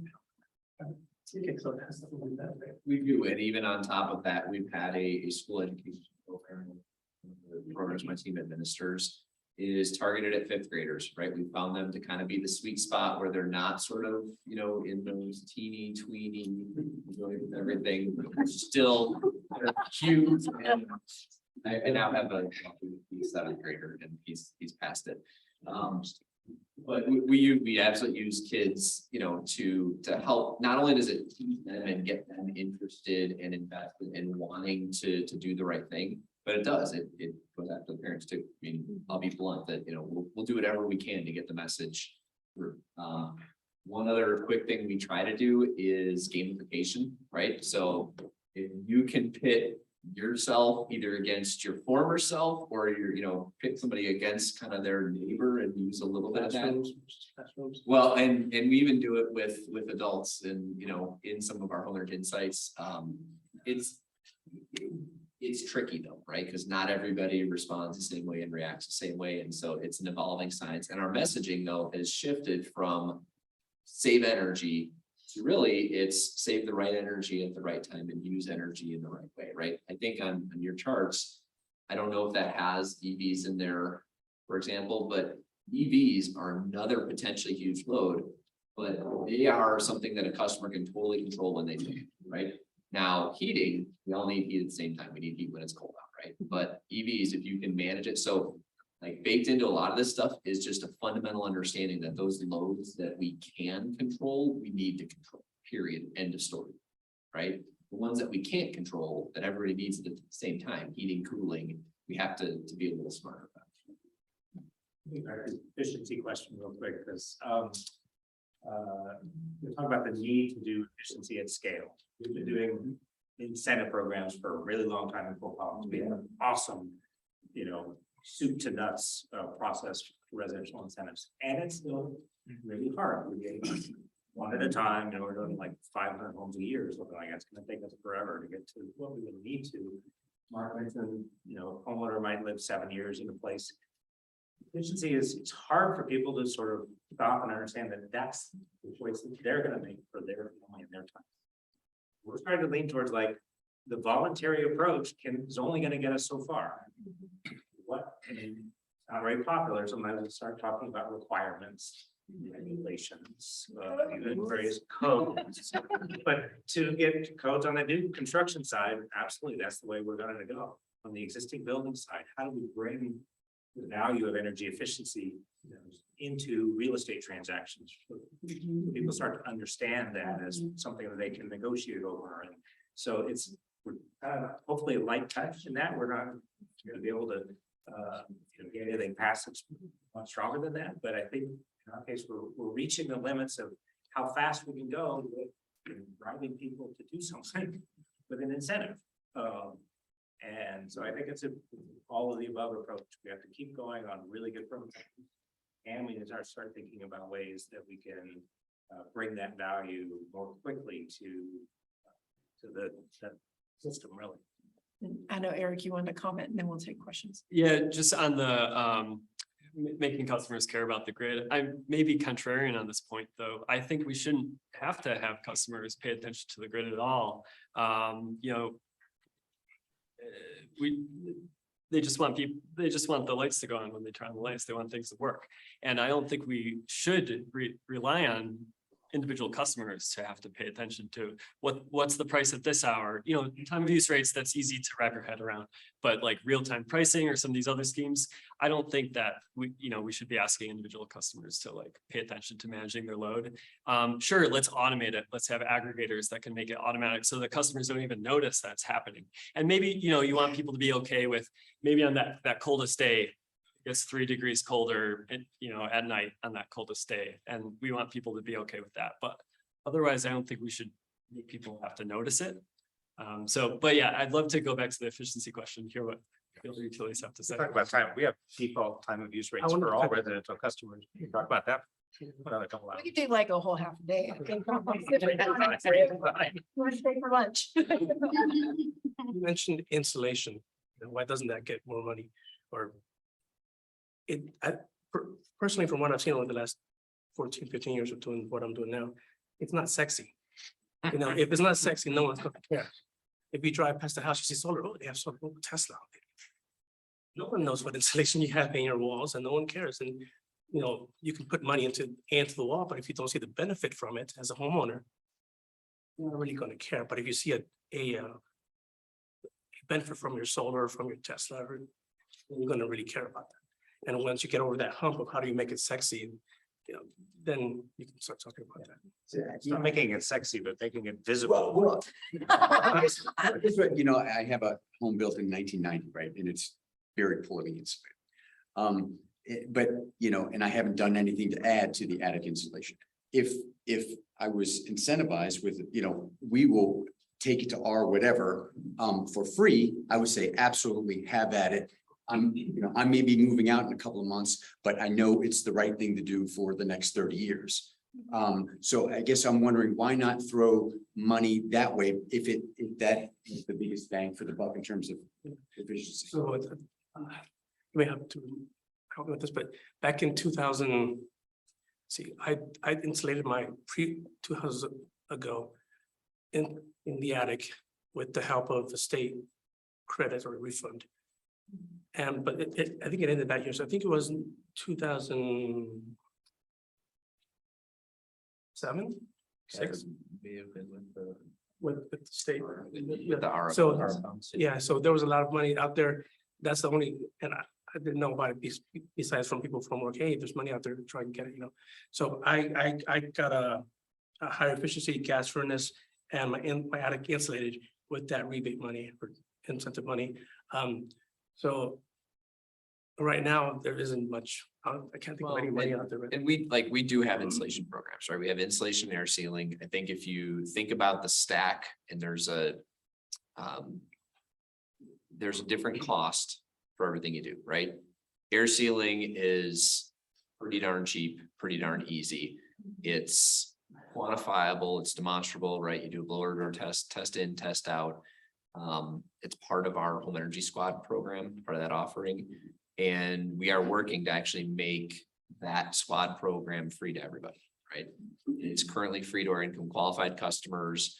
And we're working to make that free to everyone. As you move up the stack though, attic insulation is probably the next easiest thing for most people. And really it depends how much insulation you have, right? If you already have 12, 18 inches, it's not necessarily going to save you as much. Now, is it still good? And is it still better than maybe your next option? Yes. But it may not be, you may not see a payback soon enough, right? And from a utility perspective, like why don't our programs just make it free to everybody?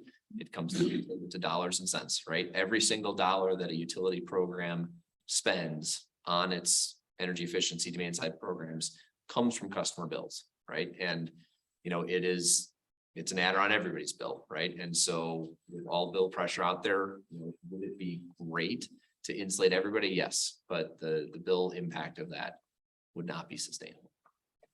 And I hate to say this, you guys. We have 2 minutes left. A lot of minutes. I'm wondering, is there value in having further conversation Oh, yes, please. for the future? Thinking we might have to turn this into like an action group meeting or something like that. And would you guys come back and have this conversation with us and dive into? So for someone. Turn it into a monthly webinar series. I mean, each of you could have the time and prepare and present your best messaging on the topic because it's ongoing. Yeah, well, and also another solution that Sharice had talked about is putting together your questions, like all the questions right now. She said, gather your questions that we have as a group through the EABC, and Excel would work to create answers to those that are validated. And so just taking that idea, I think we should be gathering those because then we can vet them with you guys and get the kind of information you need to have those conversations in the field. And that's what you're after. Especially, what are you hearing? Yeah. How can we help you answer those questions that you're sitting at the kitchen much more often than I am? And so, And I do like this sort of back and forth discussion format. I mean, I think it's very, sometimes when you try to think about asking the perfect question to email it in, and then we try to think about answering it perfectly, like you miss something, right? So I do think there's room for both. I mean, I love this format, questions and answers talking, but there may be things like if you have very specific detailed questions that we may have to sort of take back. And, I mean, you got some pretty powerful, strong, like smart people up here, but I guarantee each one of our organizations are better than we are, right? So we may have to take some of them back to help with answers. It'll be slightly selfish, really, actually probably very selfish and make 3 quick points. We don't have to say yes, but go ahead.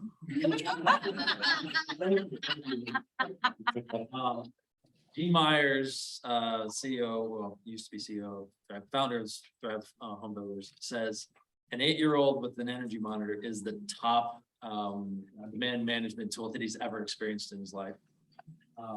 And I also want to, you were, the gentleman right in front of me was saying, I come from air sealing and insulation, weatherization, all that stuff. But if you look at the numbers that were posted up there, better heat pumps beat insulation and air sealing 2 to 1. So that's why, in terms of best buck spend, it was 350 gigawatts versus 100 gigawatts. I'm not gonna say take exception to that, but I'd love to see that understanding sort of our climate. And honestly, like for us, when we look at that investment is driven by the 30-year 25-degree below day. We have tested a lot of heat pumps. We worked with NREL actually to set up the first lab in the US that can actually physically test heat pumps at 25 degrees below. We got a COP of about 1.2 for some of the best out there. So pretty much electric resistance down at when that load is being set. So I do think we all have to be realists about the systems people put in, and sort of an average year in Colorado, it's 4 below. versus that design year. And it turns out that if we just built the system to that average year, people would be pretty pissed off on anything colder than that. So I'm not sure. I'd love to debate with you on that one. Absolutely. So we need to have a month. It's gonna have this discussion. So. Thank you, everyone. It's a great topic. I would like to figure out something before. I think it's hot for you guys in the field. Well, yeah, you guys are out in the field every day with the customers that you need to convince, right? And you have a very different relationship with those customers than my team does with you two. So it's huge, the discussion back and forth, everything you guys are bringing. Thank you. Well, it's very different to have it out in the field versus in a laboratory. So specifications and obviously different demands affect how those units are working. So again, I agree. We definitely need to revisit this. Have more discussions. And we'll have to wrap it up. Is there a way for us to gather? I think there was like 7 hands up that had questions. How can we get your questions? Yeah, it's like some way to, either you're gonna put it in the chat right now before we go, or. Email us at admin@EEBC. That questions, because we're going to gather them together, and because of our tech issues today, we're going to be sending out the PowerPoints and then a lot of these links. So if you didn't get a good screenshot of something, we'll be sending it your way. So just send it to our admin account. The key is right now, because I'm gonna go back. And so that's why I'm like, it's in your head right now. You have to write on a piece of paper, give it to me, send it to admin@eebco.org. Oh, eebco.org. Make sure you put the O on there. That super appreciate it. And we'll pull those together and we'll actually send them out. And see them and add to it and get that conversation going. So that we can have more of these conversations. And we super appreciate all the knowledge here. I have 3 other things I would love to talk about. This is great. And thank you, Robert, for joining us. We won't change it, so super appreciate it. So with that, you're stepping down.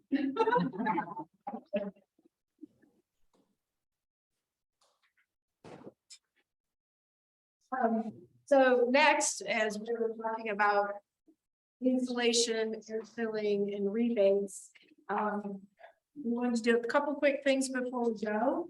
EBC in the final deliberations with Excel Energy Police Commission, the 2023 DSM plan is finalized, as well as the strategic issues, and our legal team, Howard Barr and Matt Nadell from Dietz and Davis.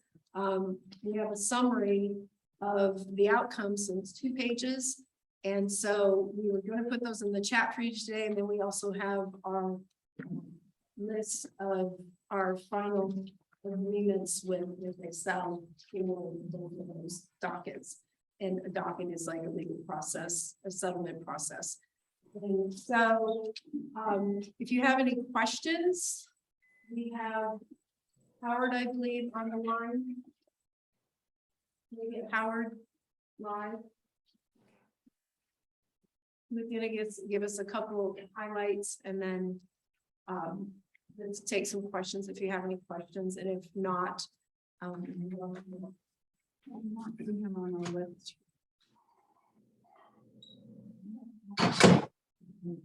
No, I think he has fallen off. Okay, so we'll move on. Well, it does. Yeah.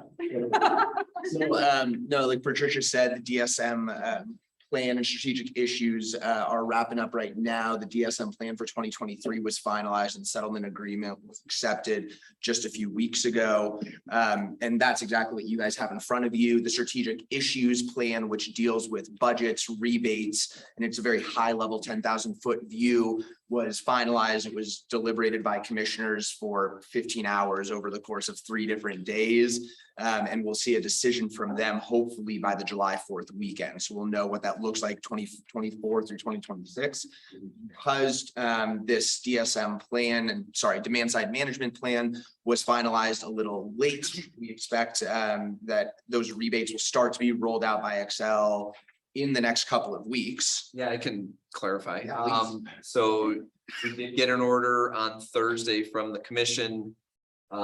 We do have to take everything that's taught, and the settlement was approved, which is awesome. Great work by all of the stakeholders to come through with some really good changes. Thank you all. So that was approved. We have to memorialize that in an updated plan, which is due 30 days from last Thursday. And this is sort of hot off the press. I have like some of my team may not totally be aware of this yet. So any that are listening, I'm sorry that you're hearing this first here.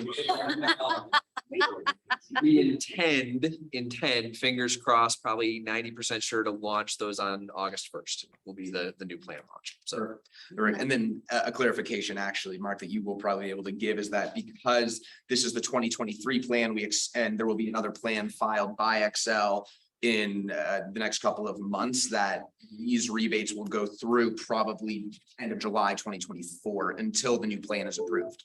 yeah, so super high level coming out of the strategic issues deliberations that you talked about. We have not gotten that order yet. Once we get the order, we have to build the new plan for 24 to 26. My guess is we're not going to submit that till probably September, October timeframe. And then the whole process starts again for stakeholders come together to help us get that approved.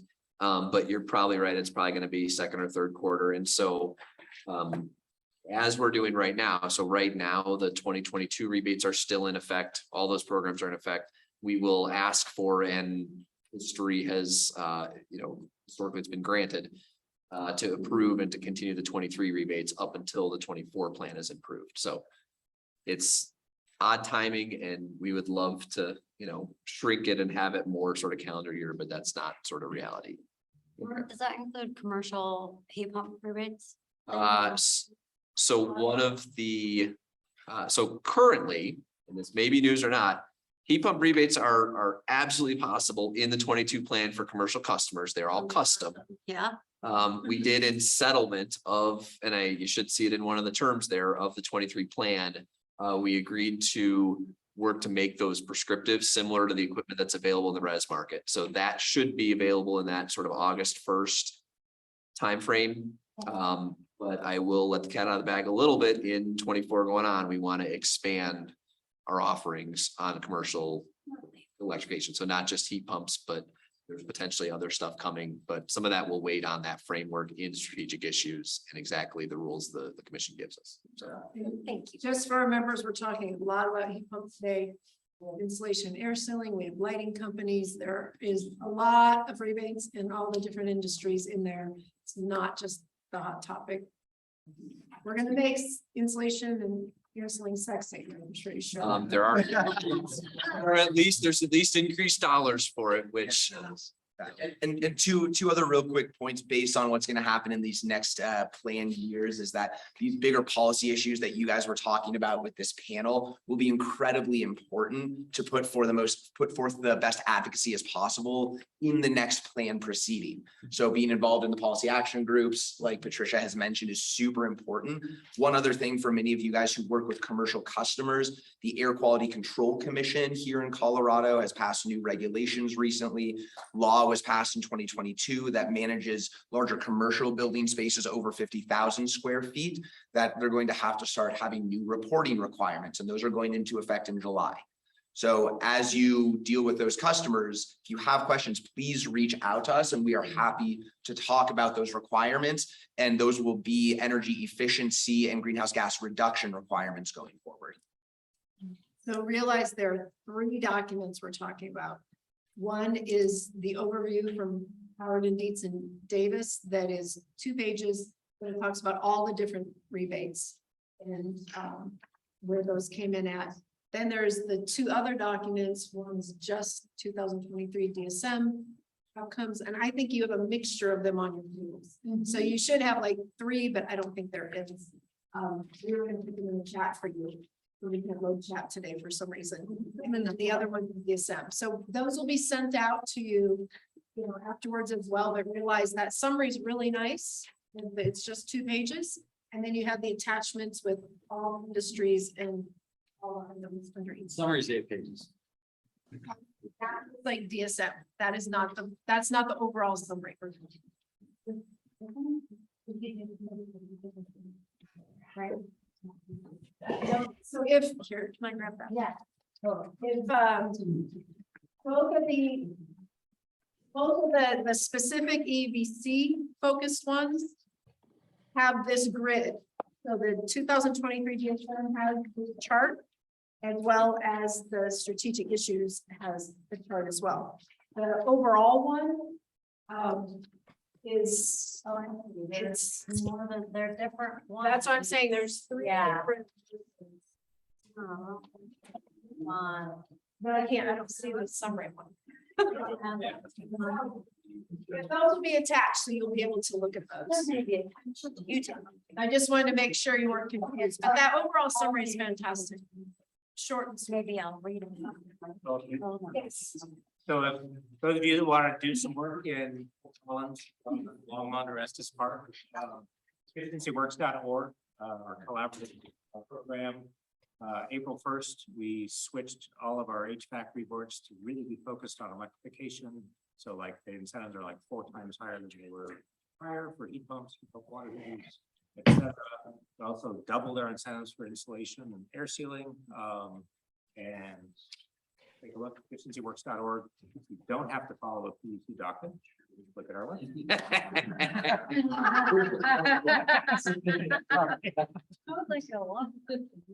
Okay, so any other comments real quick? Is that more clear? What you're gonna receive. Okay, great. So our last is Andrea Salzar. Michael's Energy, and she is the project management for the commercial program for the city of Denver. And so whatever. All right, so let's see. Here we go. Perfect. You're the best. Thank you, Danny. Okay. Oh. Formally the best. You were probably the best. I know now. You will be the best again. So I am Andrea Salazar. I am with Michael's Energy. We are a consulting firm. We work with many of the utilities with Excel. We're also working for the build out their multifamily and commercial electrification initiative, which includes a lot of things.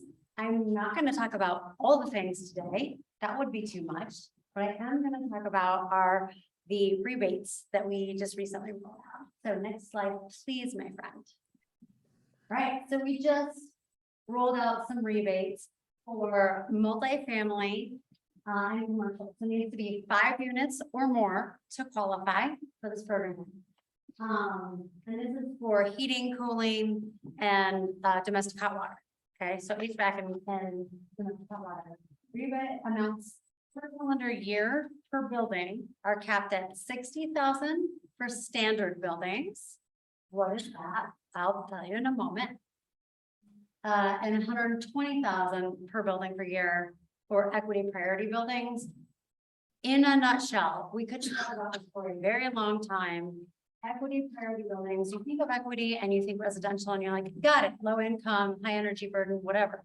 In the commercial world, that's a little harder to define, but for Denver, we've tried to simplify it, and it's a multifamily affordable housing, naturally occurring affordable housing, and nonprofits offering human services, critical human services.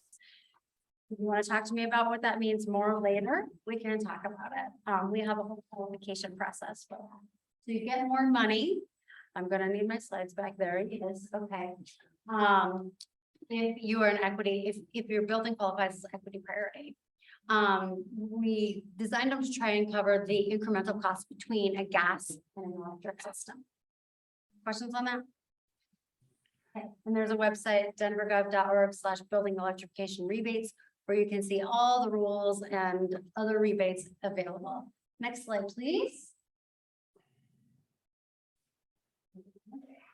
So you might say, that's great, you told me the cap, but I don't really, I'd like to know like per piece of equipment. What are we talking about here? So, for cooling and heating, so for rooftop units, for small and dual fuel counts, that's loud. It's 5,000 to 8,000 depending on efficiency and what the specs are, okay? For larger units, it's 8,000 to 11,000, again, depending on efficiencies. For split air source or mini splits, 3,000 to 5,000, depending on high efficiency cold climates. And then remember those equity priority buildings, they get double the amount. That is just there. Depends on that. So easy, I'm just giving away money. Okay. Next slide, please. So water heating. For a heat pump water heater, I don't know if y'all are familiar with NEA, the Northwest Energy Efficiency Alliance. They have their own rating system and list of rated heat pump water heaters. So they have their own tiers. So it's kind of like an Energy Star thing, but it's NEA. So for a tier 3, NEA tier 3, you can get 2,500. For tier 3 plus an eco port. So you guys have probably heard of CTA 2045 and thing. So it's demand response capable. Okay. You can get more. You get $1,000 more, 3,500. Or you can go to the tier 4 without the eco port and also get that 3,500. Okay. Again, the equity priority buildings get double these amounts that I've shown here. Questions? Okay. Next slide. I do want to mention, so all of that, what I just previously said was for multifamily. Anyone can tell me how many units and up? 5 units and up. And commercial. That is me. I am commercial lady. Residential rebates. Denver has had these out for a while. I'm not going to go through all of them, but these have been there. They'll be evolving over time. You can see they have ground source heat pumps, mini splits. They also have solar battery storage, EV charging. So these are all also out there for those of you that work more on the residential side and have been.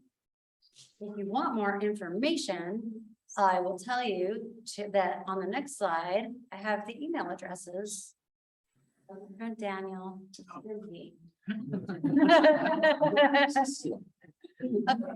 So for residential, you can go to denvergov.org/care. So they've been called the CARE rebates. I don't know if you've heard that.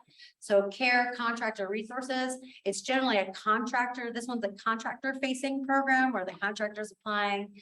That's how that one works. For the commercial, multifamily and commercial, that's more. We just launched it. We're figuring it out. So we're hoping to work with building owners, but we're also going to be working with contractors and engineers. We know that. So you go to denvergov.org/building electrification rebates to find it out. And if you want to email us, the next slide tells you those email addresses. Kind of small.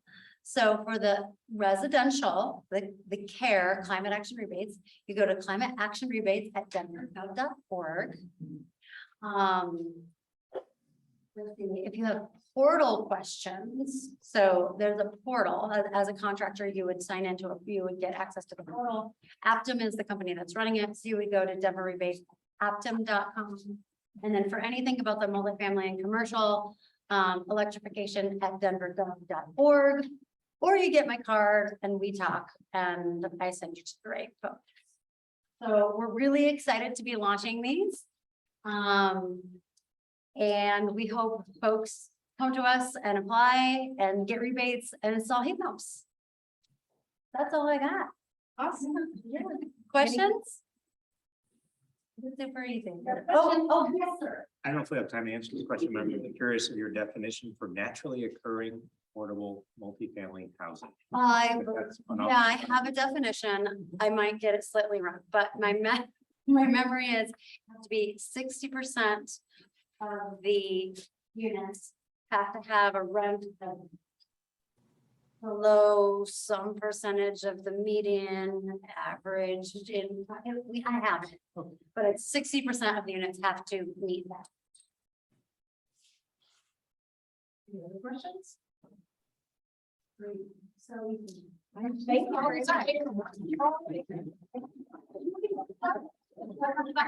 Last part we want to talk about, because we're excited about it and it's starting to rock and roll, is, I'm gonna let Deb take it away because she's the one who's rocking and rolling. Hi, I'm Deb Goodman, and Patricia brought me on a crazy project. First, it was called the Good Green Jobs, right? Which is a national program. Everybody's confused. What does it mean for us?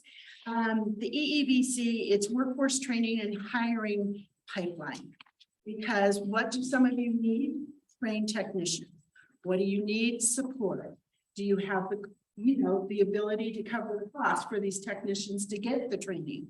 We're now offering that. We're a great resource. You'll see this wonderful little flyer out there on your table. Please take advantage of it. If you know someone that's not in your organization, but maybe works in this industry, I call them solopreneurs, but they're starting off, they're afraid of the growth, and how do they get all of this training? You have a resource here, and those trained professionals can join your teams and you can train them on the job with your culture, but they'll have the background training. So I really encourage you to share this flyer. It's on our website. If you have any questions, I can get you registered. I've got the connections to really help source people out to go on the right path.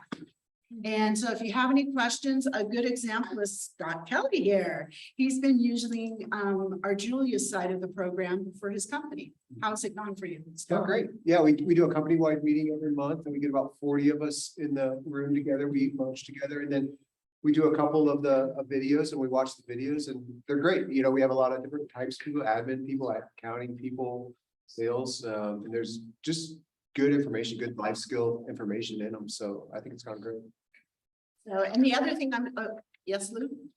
Thanks for helping me on the training here, because I'm retired 3 years and I need more training. So. What training are you taking? HVAC stuff, but one thing about retirement, when you guys do retire, you never retire. The phone keeps ringing. The phone keeps ringing. So then you want to get there. Help me with this, because I was trying to do it out with an iPad, didn't work. You gave me a good workaround. Oh, good. So That's one of the benefits of doing the training with And the being a EDC, member. and be a member. You get Deb to help make sure your employees make it through to get certified. I'm just gonna throw a couple, go ahead on the curriculum really quick.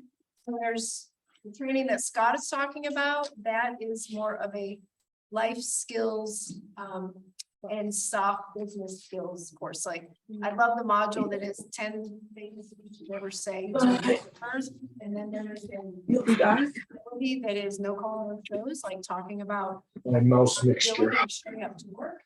And that kind of thing. Then co-employment air source training, and that is through Santa Fe Community College, and that is a 40-hour curriculum with a badge certification from Santa Fe. So that is not just an EBC certification.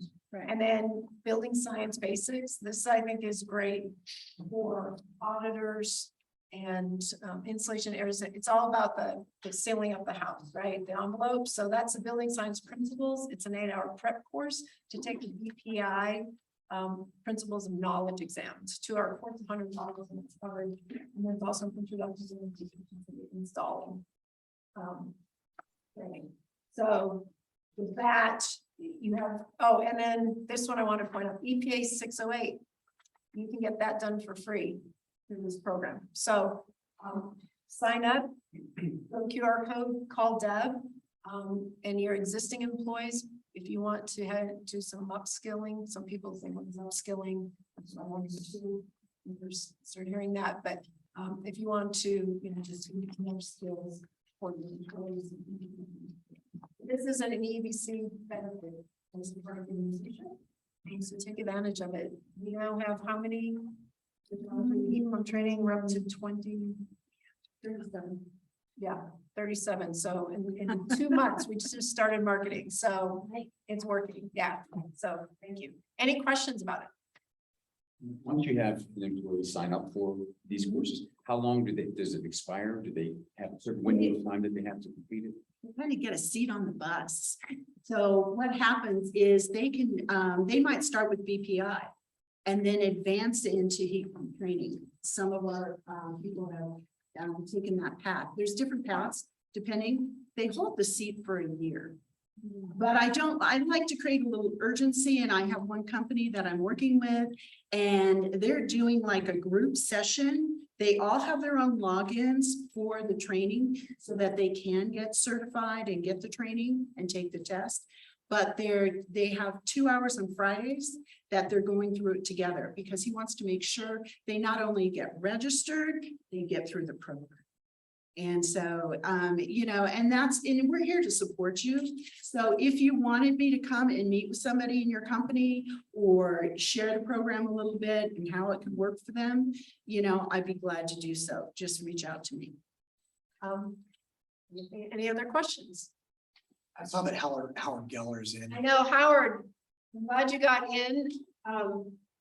We talked about it earlier. I don't know if you saw that. But Howard's on the line, so if you have any questions that you want to ask about the DSM rebate plan or, you know, the results and the strategic issues that we talked about earlier, Howard's available and we'll stay on the line here for a little bit if you have any questions. Howard, we apologize, not sure why that link wasn't going through. Hi there. Yep, I'm on now. Do you have any comments or anything that you want to highlight?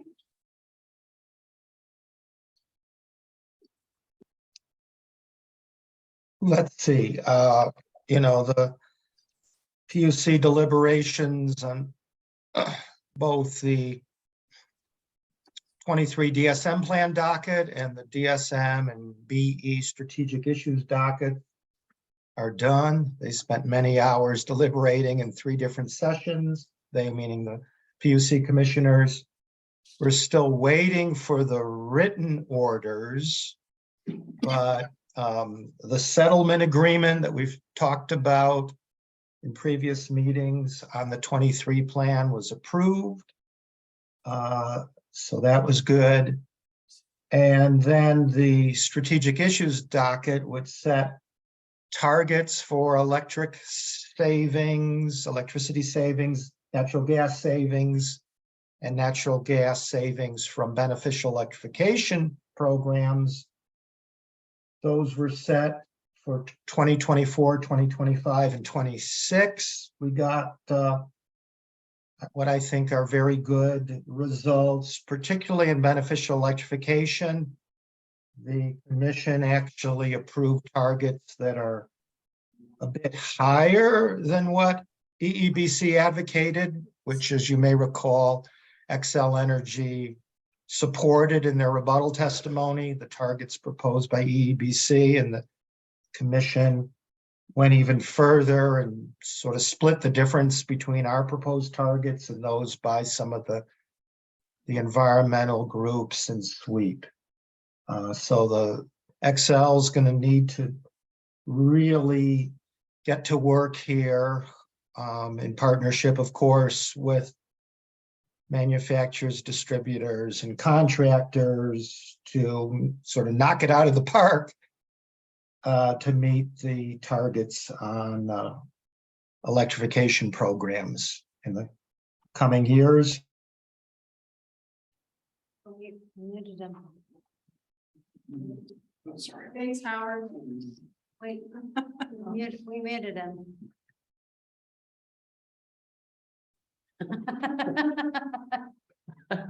He muted himself. Can't hear you because Always, every meeting. You guys muted me. You had enough of me, I guess. Okay. I know we're at the end of the meeting, but Howard, our team did a great job. And That summary, Howard, if you want to just tell us really quick what's in that summary. Would be great, and then we'll wrap up. So was I on mute the whole time that I was talking? No, just a second. Just the end, just the Okay. end. So, yeah, the summary has more details. I won't go over them all here, but I think we're in good shape. Next step will be, there's actually sort of an appeal process, and in POC jargon, it's called RRR. So once the written order comes out, the parties, utility, EEBC, other interveners have a chance to file requests for clarification or possible revisions if there's like inconsistencies in the order. It's not very likely that the commission will change anything. They already decided. You can't just say, hey, we're unhappy with these numbers. Would you please improve them? But there'll be a month or so to file those requests for appeals, and then the PUC will deliberate. And so the docket isn't closed until that process is over with. And after that, we will wait for, and maybe perhaps late summer, early fall, Excel will file its 24-25 DSM and BE programs plan that will attempt to meet the targets established in the strategic issues docket. They'll lay out the details of programs, budgets, rebate levels, and so forth. So that's coming up later this year. We'll move into that next DSM and BE plan docket. This fall and winter, it's probably going to be late winter, early spring of next year before that's concluded. The fun never stops. Excellent. And this is the call to action for you guys, right? Our members, is to get involved in the action groups and the policy action committee. Because this is where you get to have input, and it's what affects your business on day to day and how you're using the programs. And we're a great partner with Excel, and we super appreciate it. Because when those plans are done, we're all working together and making it happen. So thank you for staying. We're a couple minutes over. Super appreciate your time. Yeah, that was a fun meeting, and I think let's figure out how to create that ongoing discussion on this topic, because I think it's on the mind for everyone. So appreciate all your time. Thank you for being a member.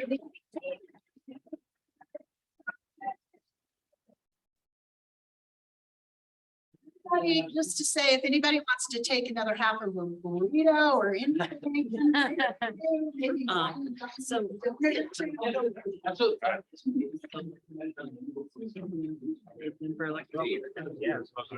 one of doing organizational. We need to. Notion of. So basically, the idea is that there's different, people use different amounts of gasoline. And it drives 35,000. They go to an EV, they're having a lot more